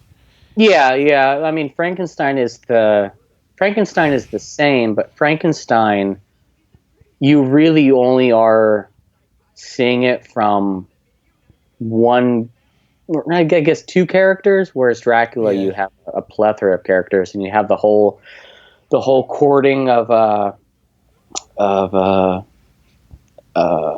I can't remember her name. Is it Mina? But yeah, you have like the guy from Texas, and there's just like all these guys who are just like courting her, and there's just a lot of just random stuff like that. Yeah.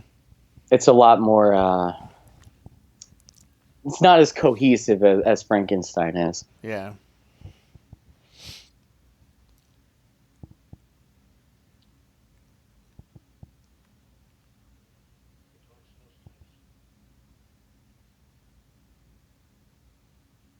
He said it wants no straps. Yeah. So yeah, even he's like, it's not Reagan anymore. It's just it.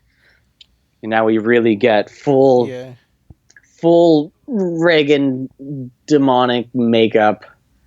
It's also interesting here that seeing what he sees, it takes him all the way until the actual exorcist gets there for him to believe that this is some kind of real demonic possession. He's just not willing to admit because he's losing his faith. Yeah, I think that's what the death of his mother was showing, was that he's lost all faith.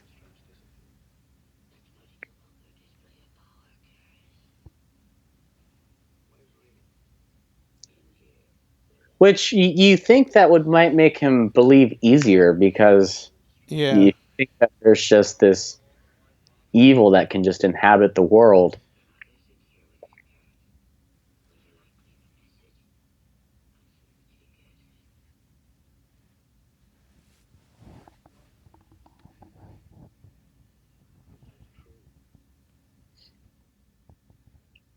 So the woman who does the voice, her name is Mercedes de Cambridge, and I know that there was a lot of we get the split pea soup. Mm-hmm. There was a lot of controversy because I guess William Friedkin had promised her that she would get credit for being the voice. Yeah, or being more than the voice, because she says that she was more than just the voice, and so there was a bit of a debacle between her and the director of getting the credit that she thought she deserved. Because I guess like she was sober and she hadn't smoked in like a decade or something like that, and so for the role to do the voice, she started smoking again and started drinking again, and so she really, really dove in to give the performance that she does.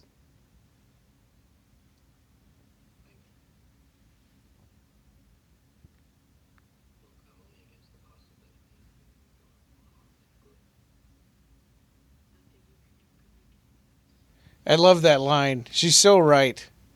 Nothing you could do could make it any worse. Yeah. When you're literally at the bottom. Yeah, right. And from her point of view, it's like her daughter's almost dead. Or her daughter's gone. As far as she's concerned, this isn't her daughter anymore. This is somebody who was, hijacked, and I think that's one of the aspects of demonology and possession, and in this film is just the idea of something taking over your body and you no longer have control over yourself. Yeah. You're taking a backseat to something else. And that's a very primal, scary idea, that even goes to like, something like zombies, or, just seeing your loved ones being, they're no longer there. Their body is there, but it's not them. It's something else. I think in one of our episodes, Ed Martinez had recommended that I listen to a podcast called Monster Party, and it's all about like old monster movies and stuff. And one of their discussions, they had said the thing that bothered them about The Exorcist, and this had always bothered me too, but I never put it to words, is the way that Regan is fine at the end. And it's like her head flips around 360 degrees, and she's stabbing herself, and there's blood with a cross, and there's blood everywhere, and and like scarred or carved into her chest, and she's very emaciated and sunken, and she's got cuts all over her, and her lips are chapped like really horribly, and her eyes are a weird color, and it's like she's just got a couple of little bruises and cuts, and she's good, she's happy at the end. Yeah, that's a good point. But so many movies have like do that though, where I guess Evil Dead is a terrible example, but Evil Dead does that when Bruce Campbell gets possessed and turns into whatever, and then once the spirit's gone, he's completely normal. Yeah, but she spends so much time being abused by this demon, just horribly abused. Yeah, so you'd think that her body would have a lot more of a beating than. Well, and it makes you wonder, like, is it supposed to be that God, intervened and did something about it?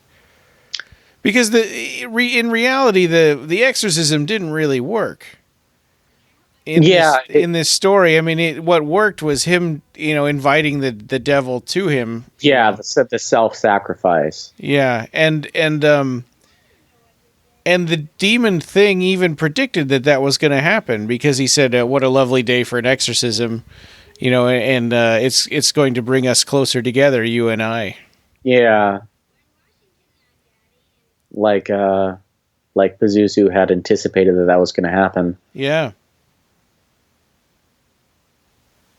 You know, and the scary thing is if he did, and he also anticipated getting flung out the window, maybe, you know, for some reason that was okay. That was also part of his plan. He's off to the next body or, you know, what have you. I don't know. Yeah, and maybe he's collected. That's the other thing. The other big question here is, does he really have all those spirits of the dead people, you know, does he have access to his dead mother and the guy that fell out the window, you know? Oh, no, I don't think so. I think in the context of the story, it's just, you know, pulls them out of their memories and their fears. Yeah, you know, Satan is the father of lies, and you know, and so it's all just a manipulation. Yeah. It's not real. Because that'd make it for a very, very dark movie if all those people were just in hell. Yeah, because then, that'd be very, very dark. Because then, God would have no place in the context of the film at all. Because, like you said, the exorcism doesn't work. Yeah. And so, if all these people are in hell and there's no heaven, then that's a very it's a horrible thought. it's a very, very dour look of the film.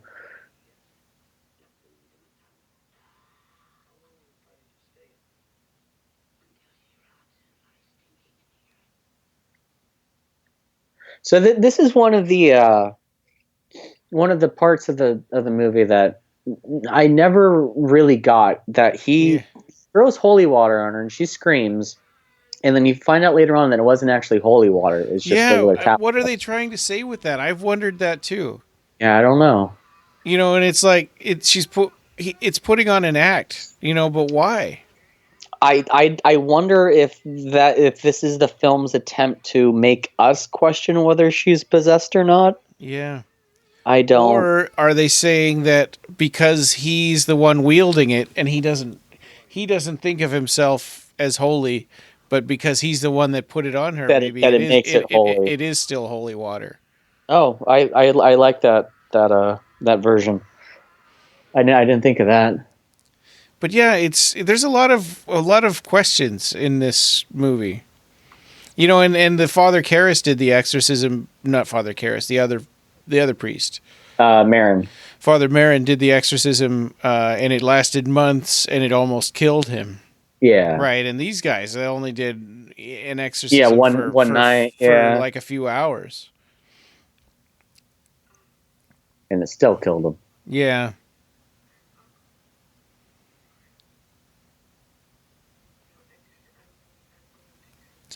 Yeah, I mean, and a movie like this wouldn't be made today because, you know, it's like it's a horror movie, but one of the kills happens completely off screen, and So far, the only death in the movie besides, I guess the mother, but the only main death by the antagonist, is off screen so far. But I guess it's because you don't want to make the audience hate Regan. You know, you don't want to. I guess if you actually saw her break a guy's neck and throw him out a window and, you know, murder him like that, it'd be a lot harder to sympathize and root for her in the end. And here we're put in the mother's perspective. I mean, we're really close to her because she didn't see the murder and we didn't see the murder. Yeah, so it is seeing the film, or seeing events through her eyes. Yeah.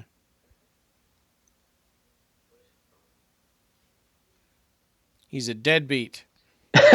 Yeah, he's somewhere in Europe doing whatever the heck he wants. Yeah.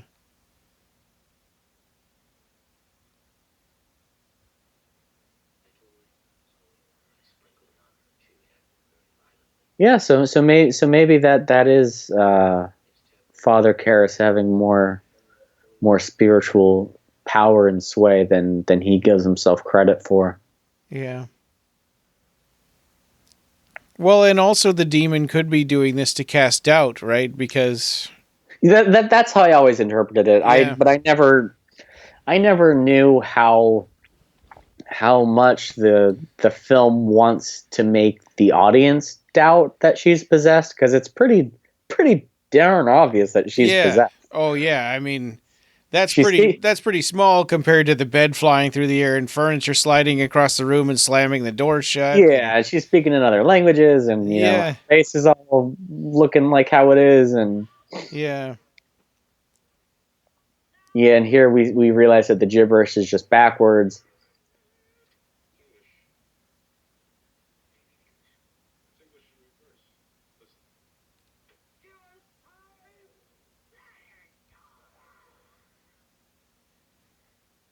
Yeah, and that's freaky too. I mean, he has to study it to try to figure out if it's real or not, and it's like, come on, there's multiple voices and they're all backwards. Yeah.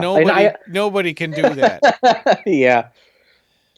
I read somewhere that supposedly William Friedkin incorporated actual recordings from supposedly real exorcists or exorcisms into the sound mix of during like the agonizing screams and stuff that possessed Reagan makes. So supposedly there's supposed to be real sound clips incorporated in there somewhere. I've got the subtitles on because I've got it turned down, for this. Yeah, it's the same here. And he just said the recording just said Marin. Mm-hmm. It's like, so it was predicting that Father Marin was going to come before we even knew that. That's another thing I never caught till just now. Maybe it is Pazuzu. Maybe it is like this foretold thing that they were going to actually have this showdown, this standoff. Yeah, it's predicted at the beginning of the movie. But yeah, here we see that she's like emaciated and she has this carving into her stomach that says "Help me." Yeah. And so yeah, it's like, is that on her forever? Or and what are those purple spots? Those don't look like bruises. That looks like maybe it's just like 70s, makeup for a bruise. Yeah, that's just kind of like how Dawn of the Dead has that weird orange blood. yeah, for sure. Yeah, it almost looks like paint. Yeah. I guess that's just like a stylistic choice, though. If you make it too realistic, then you get censored completely. Which I think this film got like an X rating in Boston or something like that. Wow. But I know it was the first horror film to be nominated for Oscars for Best Picture. So Rosemary's Baby didn't get any nominations? That is a good question. I don't know.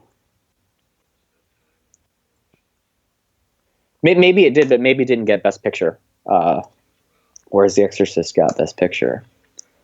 But I don't know.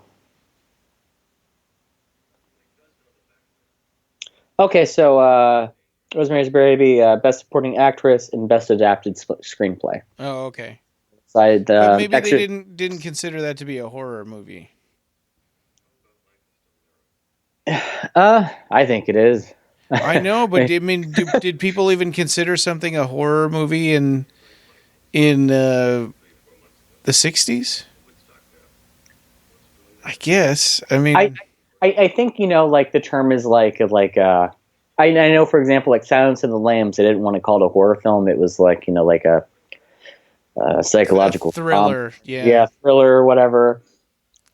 Whereas, I mean, I don't think you can really say the same with The Exorcist because it's pretty horrific. So I don't think you have any other choice but to call it a horror film. Yeah, because it does horrify you. Well, that's right, and they did call them Hammer horror films. Yeah, so I guess I always just thought of like monster movies versus drama, and I don't know, but Yeah, I mean, it is pretty straightforward, a horror movie, even though it's not like people aren't getting killed on screen that much. I mean, Yeah. Father Merrin just has a heart attack. We assume, but they never. That's another like off-screen death of where he just goes in and Father Merrin's just dead. Yeah. Yeah, and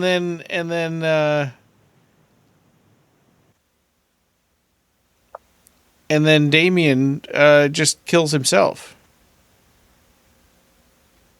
Oh, Father Karras? Yeah, Damien Karras. Yep. Oh, yeah. Demi. Yeah, Demi. So what is she looking at or thinking about there? Oh, because she knows. I guess it's because she knows she senses Merrin's coming. Father Merrin's coming. Yeah. The one she was going to face off against. Yeah.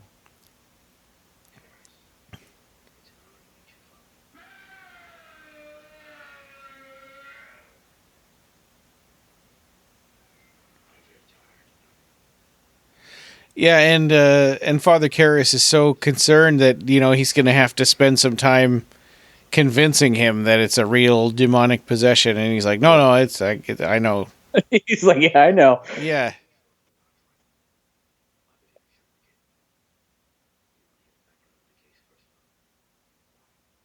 Yeah, why? Yeah. I don't need to look at the background. I have sensed this being before. Yeah.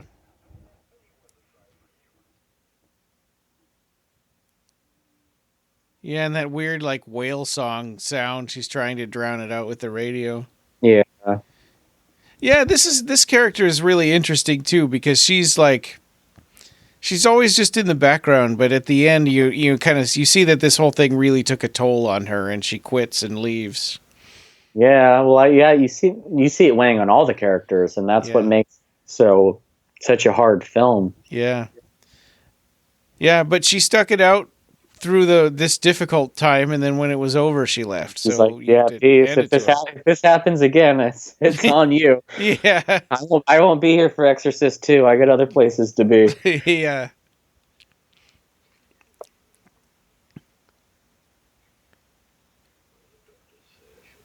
So Exorcist 2 was a John Boorman film, right? Like he did Excalibur. Oh, I don't know.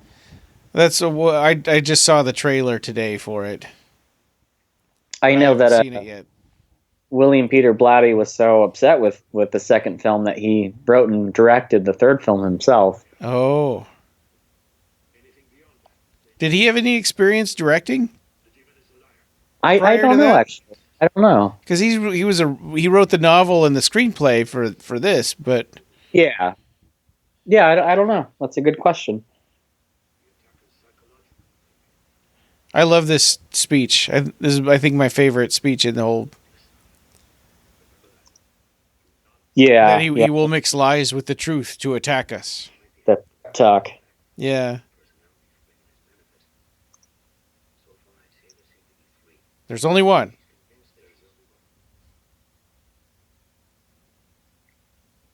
He's like, don't try to teach me about exorcism, dude.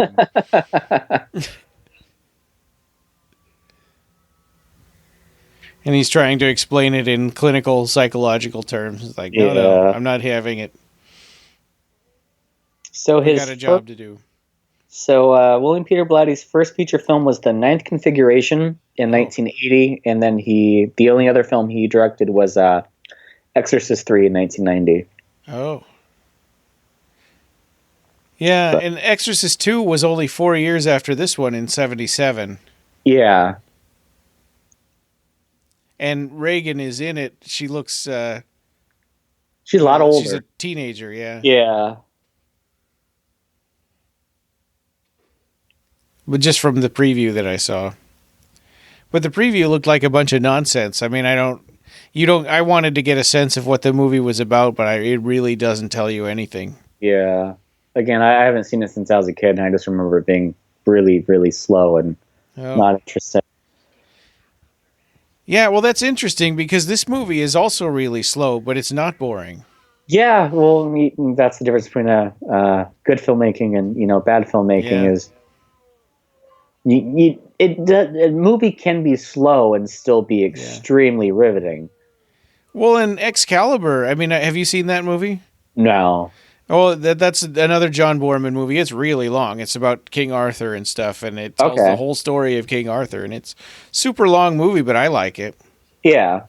But I didn't, but everything you ever hear about Exorcist 2 is just how terrible it is. Yeah, I'll have to give it a rewatch, and it's got no fans, and I don't think I've never heard anyone say anything good about it. But Exorcist 3, a lot of people seem to like. Yeah, it has a big fan base.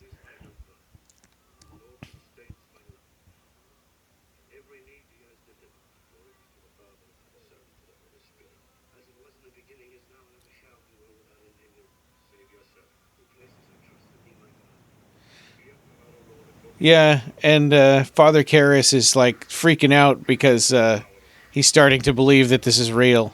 Yeah, and then finally, he's seen so much stuff, and it's like, why didn't you believe this before? Yeah, he's like, what did I get myself into? Yeah. Yeah, and it's like, well, it's freezing cold in there for no reason, so there's a start. Yeah. He's seeing the bed is starting to move, and he's like, he's looking at Father Marin for some, for some solidity, for some real guidance. Yeah. And Father Marin is just like, yep, this is what happens. He's like, I've been waiting for this. Yeah. Yeah, but it does make you wonder why he was so adamant about archaeological digging and whatnot in the beginning of the film. Yeah. If he was purposefully seeking out Pazuzu, or because when he first finds the stone head, it looks like he knows. And then maybe Pazuzu is the one demon that's loose in the world that can get into people. Yeah, I don't know.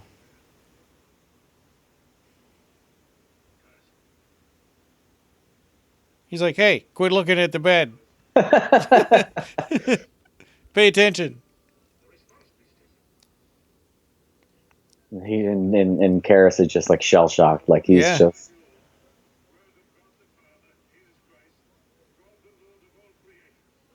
And again, like all the bed shaking, it's all just grips, just lifting it up in the behind the set, and you don't have all the extravagant CGI and all that stuff that you have nowadays. So that one, that little scene, really quick flash of the demon face again. Yeah. Was that was added? Yeah, for this version. As far as I know, that was all added for the director's cut. So was that face in the original cut at all, or did they just make that up for that? I honestly don't know.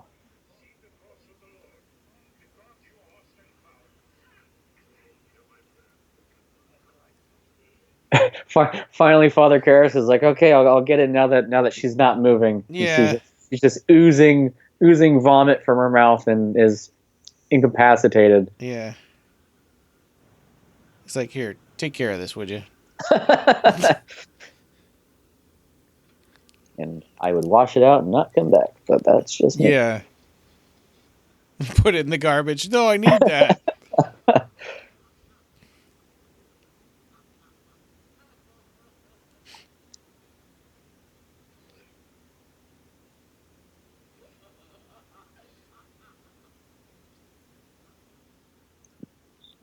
He kisses it. I don't know how he was able to do that. Yeah.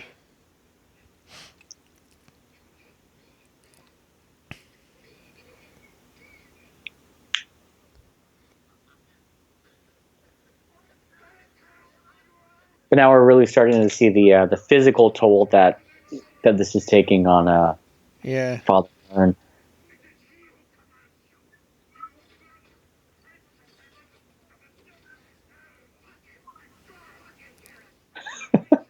Yeah.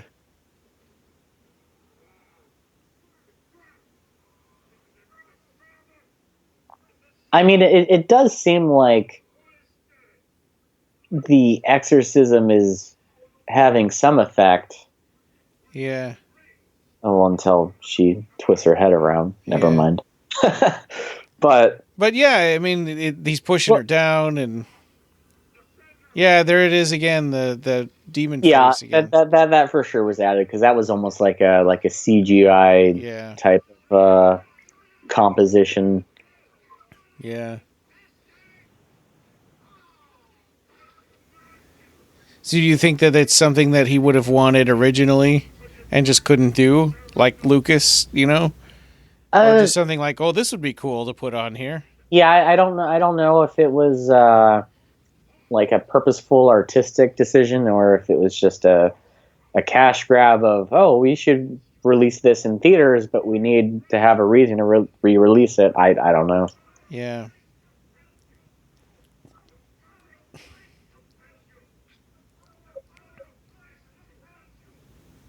Yeah, I used to think that the holy water put that cut in her leg.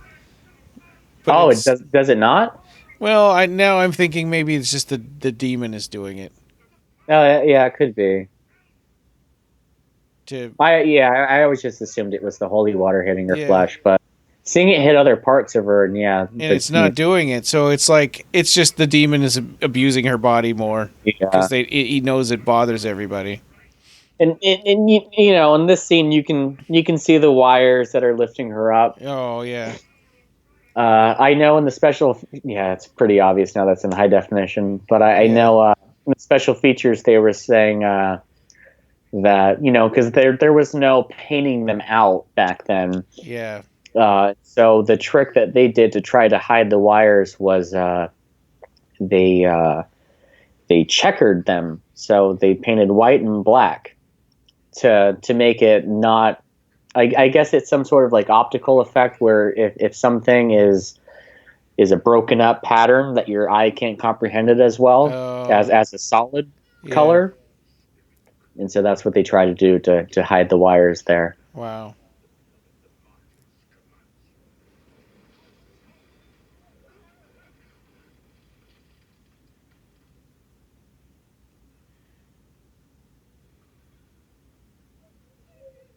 Now we see the Pazuzu statue. She stretches out.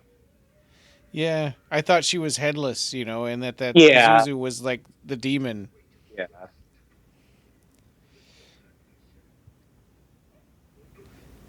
But now it's like super clearly, that's the statue from the beginning of the movie. Yeah.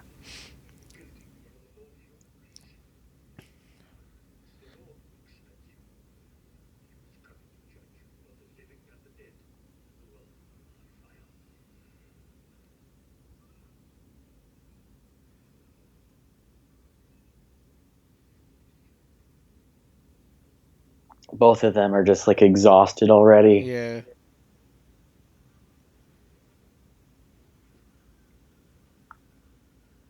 And that's round one. Yeah. Are you tired? He's like, yeah.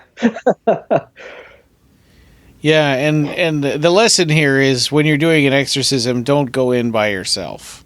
Yeah. And, in Father Karras, you see that he's very physically fit. He's a boxer. He's running all the time.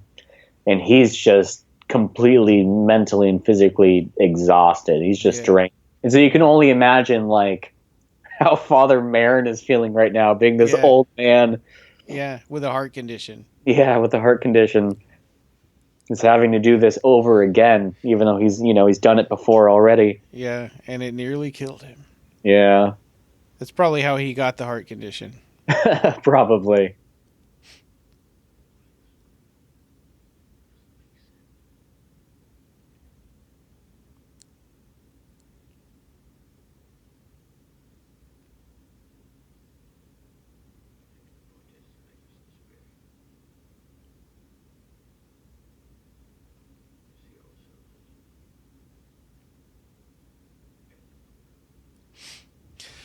Did it ever bother you how similar Clive Barker's,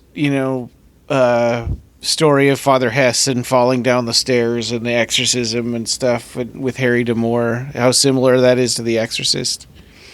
Is that from... It's lost. It's a combination. It's referenced. It doesn't ever happen in a story, but it's a story that's referenced in The Last Illusion and Lost Souls and Yeah, I know. The most recent Harry D'Amour related work that I've read is Everville, and I know in Everville, I think they touch upon that. Yeah, and in Everville. I still actually haven't read Lost Souls yet. Oh, okay. There's a few of those straggling, Clive Barker stories that I haven't gotten to yet. The ones that aren't collected in. Yeah, the ones that are more obscure and are in just like random anthologies and stuff. I have them. I haven't read them yet. But yeah, that is a very interesting parallel, because you do sense that D'Amour carries the same personal baggage and weight that both of these guys do. Yeah, well, and I know it's an homage, but it's like Clive Barker really rarely ever borrows so overtly and directly from something else. Yeah. Like New Murders in the Rue Morgue is another like really kind of derivative, but it's good. It's really good, but it's like clearly, an homage, and it's not something that he typically does. And another thing that's like that is Night of the Living Dead London, that he did, the comics that he did with Steve Niles. So out of his wheelhouse, something that he doesn't work in other people's properties. Did he write that? He did, yeah. And Steve Niles, he co-wrote it with Steve Niles, and then and someone else drew it. Okay.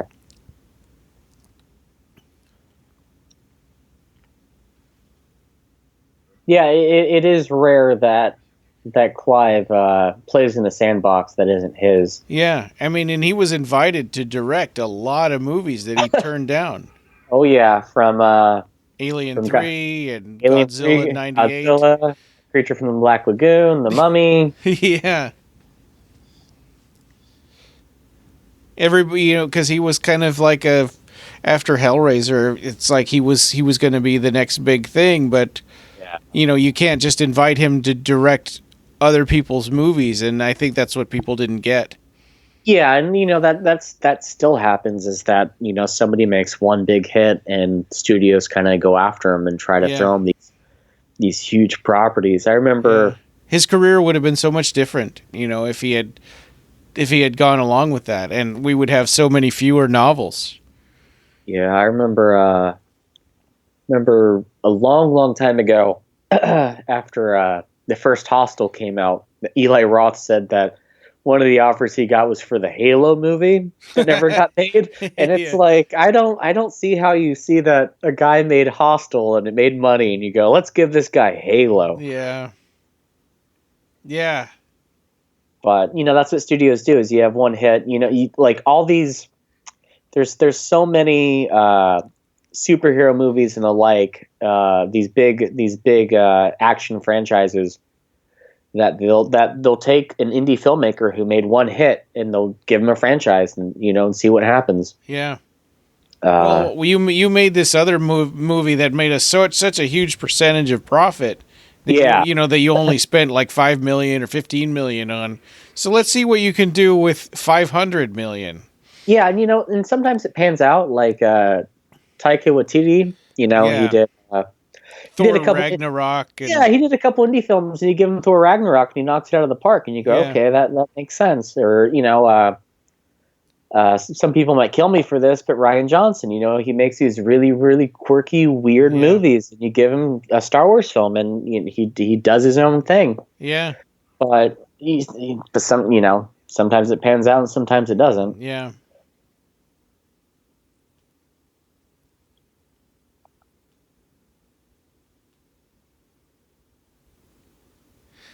I like this scene a lot because it's like this psychological attack of making him feel guilty for his mother and stuff is weighing on him, and he's just sitting there kind of feeling sorry for himself, and she reminds him, hey, all she says is she gonna die? And that wakes him up right now, and he's like, oh.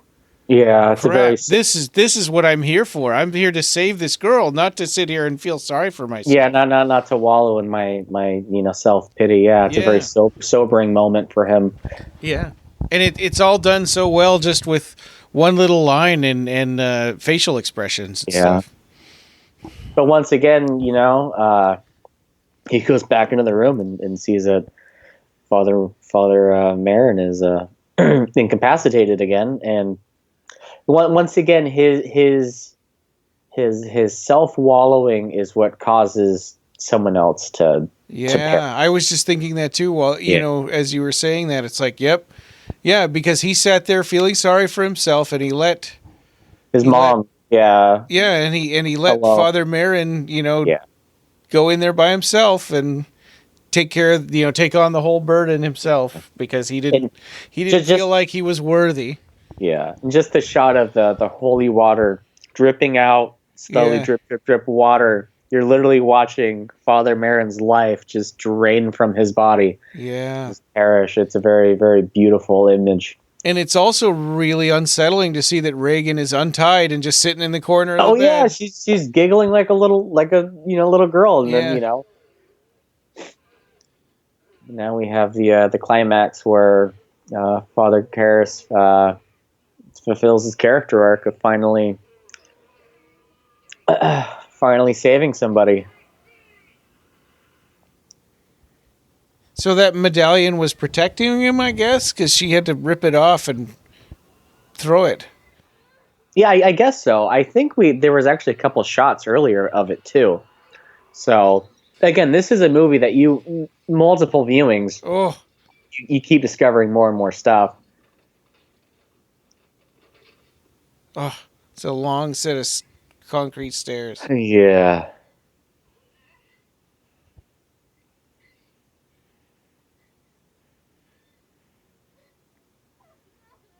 Did you see the graffiti that was on the left-hand side of the stairs? No, what did it say? I couldn't read it, and now in the next shot, it's not showing it. There was some sort of graffiti, but I couldn't read what it said. She called her Rags? The detective is like, what did I just stumble into here? Yeah. Where's the big man? Yeah, where's the cult at? Yeah.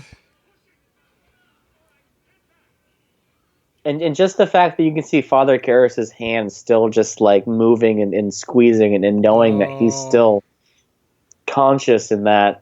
Yeah, so horrible.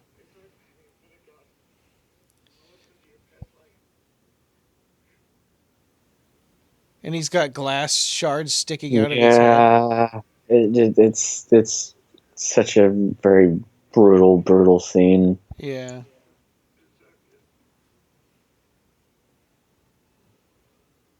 Which, after all this, I guess it makes sense from a creative standpoint that you would want Regan to be looking great and back to her regular self. Right. Because after putting an audience through what they've been through for 2 hours, you don't want them to go out, still on a dour note. You want there to be some sort of glimmer of hope at the end. Yeah, just a little bit scarred. Yeah. She's like, no.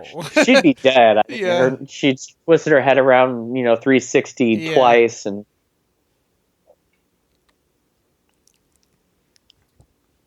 yeah, I mean, she seemed like she was just kind of rotting from the inside out. But, they're finally going home after all this. They're leaving their Airbnb and going back home. Well, she had said that they were having a house built. Oh, okay. Is that what it was? Yeah, and so they were filming out here, and yeah. But I don't know where they came from either. I mean, they're in Hollywood, or they're in California now, right? Oh, this is still Georgetown, isn't it? Georgetown. Oh, really? Yeah, I think so. Oh, okay. So they were just filming here. Yeah. They were just making the movie here. Yeah, I mean, geez. Looking pretty good. Yeah, just a few bruises, but like I said, I don't think you want Yeah. you don't want to leave the movie on a really dour note. Yeah, I mean, it's tough to fault the movie for that, but at the same time, I think actual other cases of exorcism, their bodies don't turn into what Reagan, what happened to Reagan. Yeah. I mean, you might, convulse and contort a little bit, but you don't. Yeah, this movie takes it to, to a full 10. Yeah.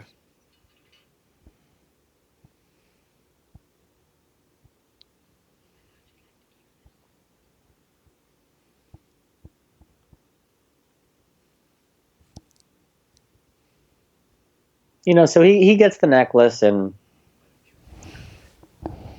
tells her to keep it. Yeah. And, like the last thing is he's kind of holding her hand as he held Karis's hand too. Yeah. I think he's the main character in Exorcist II. Okay, that would be a logical progression for the story. It seems like he was the star in the preview. Okay. The trailer. I'm curious to watch it now. Yeah, I mean, I'm gonna watch it. We're not gonna do commentary on it, but I want to watch it just to find out. And I want to watch those other two that you mentioned, Oblivion and is it Oblivion? No, Dominion. Dominion. There we go. Exorcist Dominion and Exorcist the Beginning. Yeah, and you asked earlier if it was Morgan Creek. It was Morgan Creek. Yeah, because I remember Michael Plumides was talking about shopping around Exorcist TV series and stuff. Okay, yeah. And they did have an Exorcist TV series, but I think it got canceled pretty fast, didn't it? Yeah, I think it had 1 or 2 seasons. I think it got decent reviews. It just must not got good ratings. I never watched it. I didn't either. I don't know if I'll have time to go through all that, but yeah, there's so much content to watch nowadays. Yeah. Sabrina season 3 just came out. Yeah, which I can't believe. I felt like season 1 had just come out not that long ago. Yeah. I still haven't even finished season 1 yet, to be honest. Wow. Yeah, I've watched 1 and 2. Okay. When we did commentary for season 1. Yeah. And then 2, it's just too much. It takes up too much of our year to do. Yeah. I think there was even like a holiday special that they had come out. Yeah. Like that. So yeah, it's a lot. Yeah.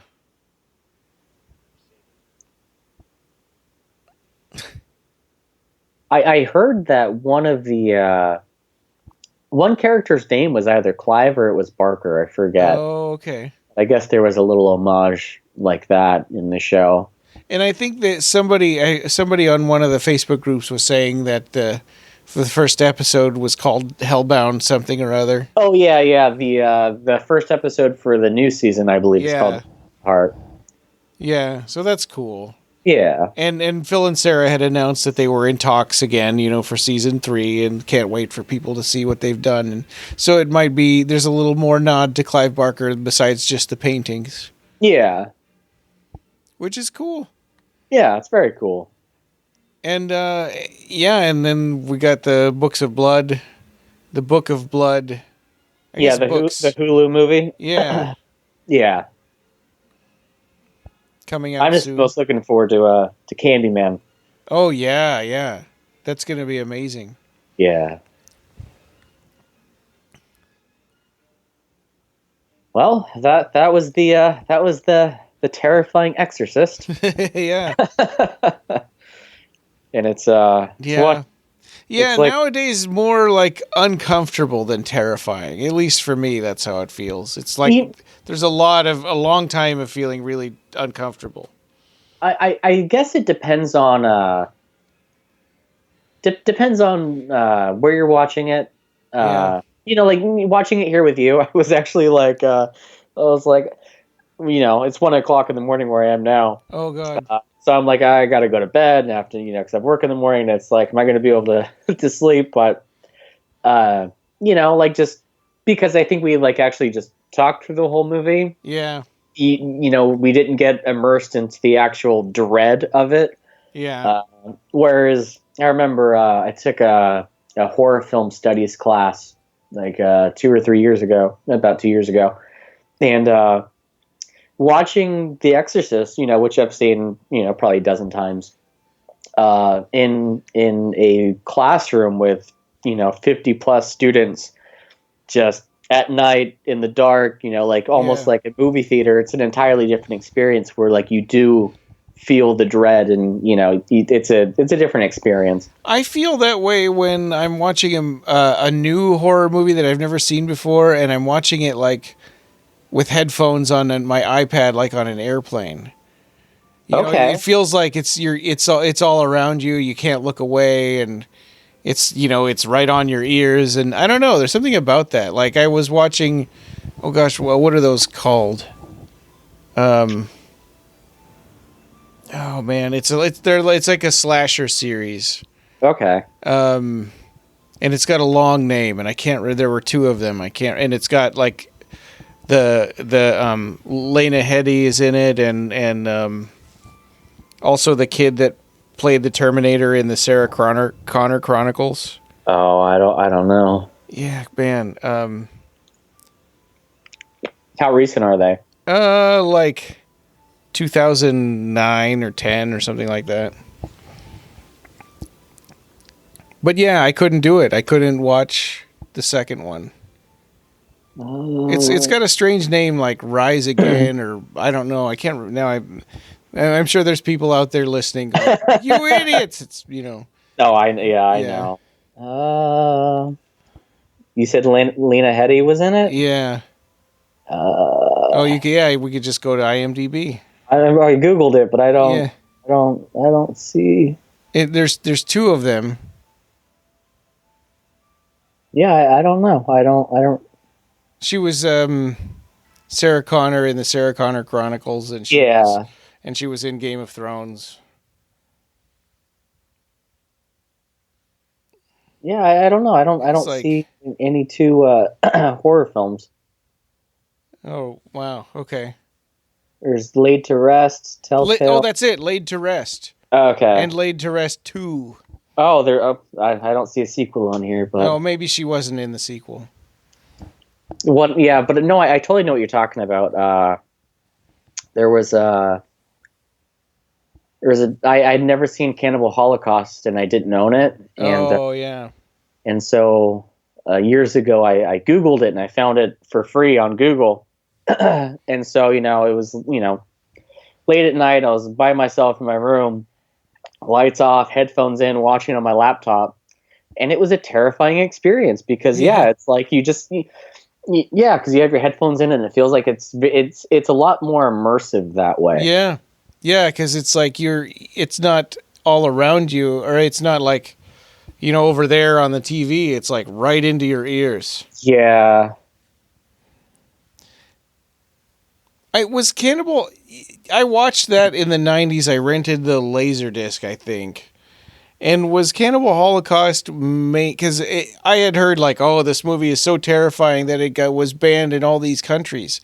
Uh-huh. And then when I watched it, I thought, I bet this is just banned because of all this animal, killing that they do. Yeah. There's a lot of on-screen actual. Which I thought was that made me so mad that I was really taken out of the experience of like afraid for the human characters. Yeah, same here.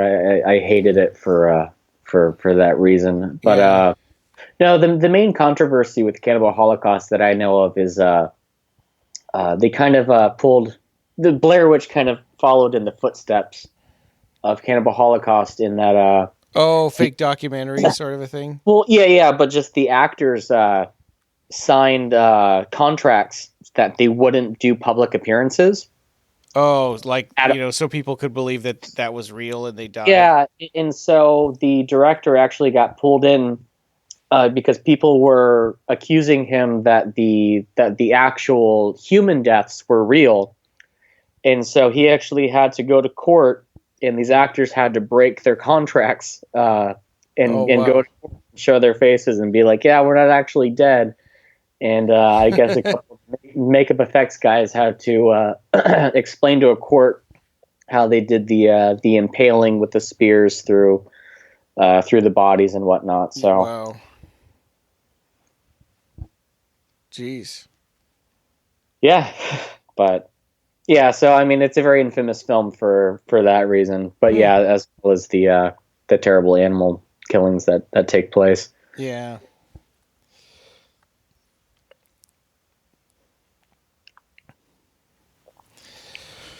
Well, we got to the end of another one. This was a long movie, 2.5 hours. I wonder how many minutes different it is between the theatrical cut and the director's cut. It must not be a lot. I know one of the only other editions that I know of is in the theatrical cut when they first take a break between the exorcism at the end. In the theatrical, they're both sitting on the staircase and they don't talk, and it just cuts to them going back. Oh, so they don't have the "is she gonna die" moment. Yeah. So that's a shame. That's a really good scene. It is a good scene. Yeah.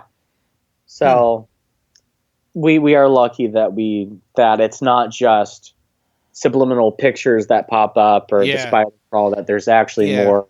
And I think that's kind of the least of what we get out of this. Yeah. I think that weird face that they put all over is kind of distracting and, not the best part of the. Yeah. So yeah, at least with the director's cut, you do get something that helps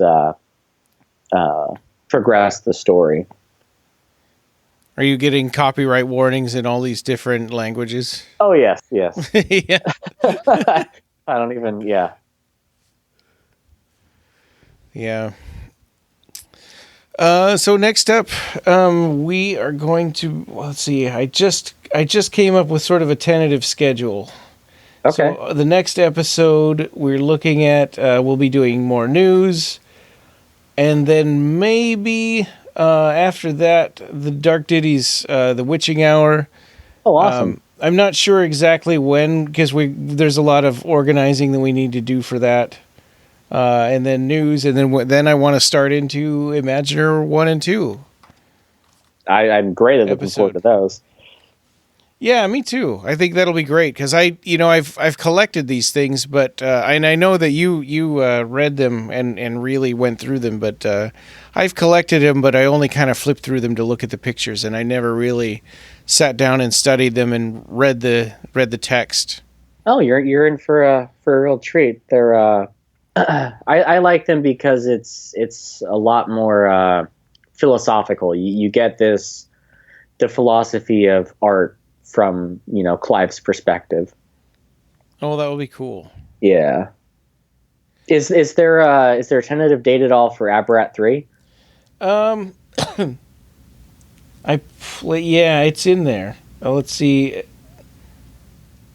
That I've got that as like around 252. So we're on 247 right now. Okay. So what is that? Oh, wait. Oh, no, that's not right. My numbering started over again in the 250s. So that would be 262. Oh, okay. So that's a ways off. Yeah. Okay. Yeah, just because I was thinking, like, with all the news and the Imaginers and the A to Z commentaries, I'm trying to mix everything together. And I want enough time to make sure that Peggy O'Leary gets enough notice to, read the book again. And yeah. It's a pretty big book. It is, yeah. It's the biggest one. Yeah. And a lot of stuff happens in that one. Yeah, it's big in literal terms and in theme and scope. It's a very, very metaphysical book. Yeah. Yeah, so I'm really looking forward to that one, and I just wanted to make sure that I have enough time to read it. Yeah. And I had put, when I messed up the numbering, I was thinking maybe Clive Barker for 250. Uh-huh. But that would actually be 260. Oh, okay. Yeah. But I think that's something I do want to get back to them and see if we can schedule that. That would be pretty neat. Yeah, that'd be awesome, and that'd be a huge milestone for the podcast. Yeah, would you want to join us for that one too, if you can? I would make time. I would love to. Okay. Yeah. That'd be amazing. Well, we'll get that set up, and it's going to be probably based on Clive Barker's schedule first, and then you may have to take time off of work, or who knows. Yeah, I mean, I'd work around his schedule for sure. Yeah, me too.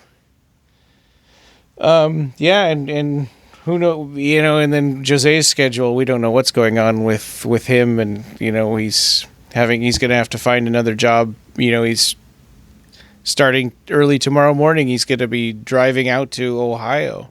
Yeah. But it's still not as bad of a time change as when he was living in Portugal. How long of a time change is that? From Alaska, that's not a 9-hour time difference. Oh, wow. Yeah. So 9 hours ahead. So I would have to record like at 6 or 7 o'clock in the morning, and then it would be, afternoon for him. So what time is it for you right now? Is it midnight? Yeah, it is. It's 12:08. Okay. So I'm 1 hour ahead of you. And so if he moves to Ohio... I think that's Eastern time, isn't it? Yeah, so I think he would be 3 hours ahead of you. Is it 3? So it's not really East Coast time then. Now it's like, what do you call that? Mountain? Yeah, whatever, like the... Because I know Chicago is 2 hours ahead of me, so that's 3 hours ahead of you. Yeah. So I think it's pretty, it's close to the Midwest, so... But yeah, I know like New York and Washington and DC and all that are 3 hours ahead. So I don't know if it's 2 or 3. Yeah. For me, so 4 for you. Oh, I guess we're kind of getting into the weeds for the podcast listeners. Yeah. Sorry. So this podcast having no beginning will have no end. You can find the show notes for this episode and join the discussion over at www.clivebarkercast.com. We've got an archive of past episodes, news, features, and reviews, along with all the ways you can connect with us. You can subscribe on every other place you can find podcasts. Share your thoughts with us, and share our podcast with your friends. The Clive Barker Podcast, or BarkerCast, is an independent editorial podcast and news blog that's not affiliated with or under contract by Clive Barker or Seraphim Inc. This is a labor of love by the fans for the fans. Thanks for listening.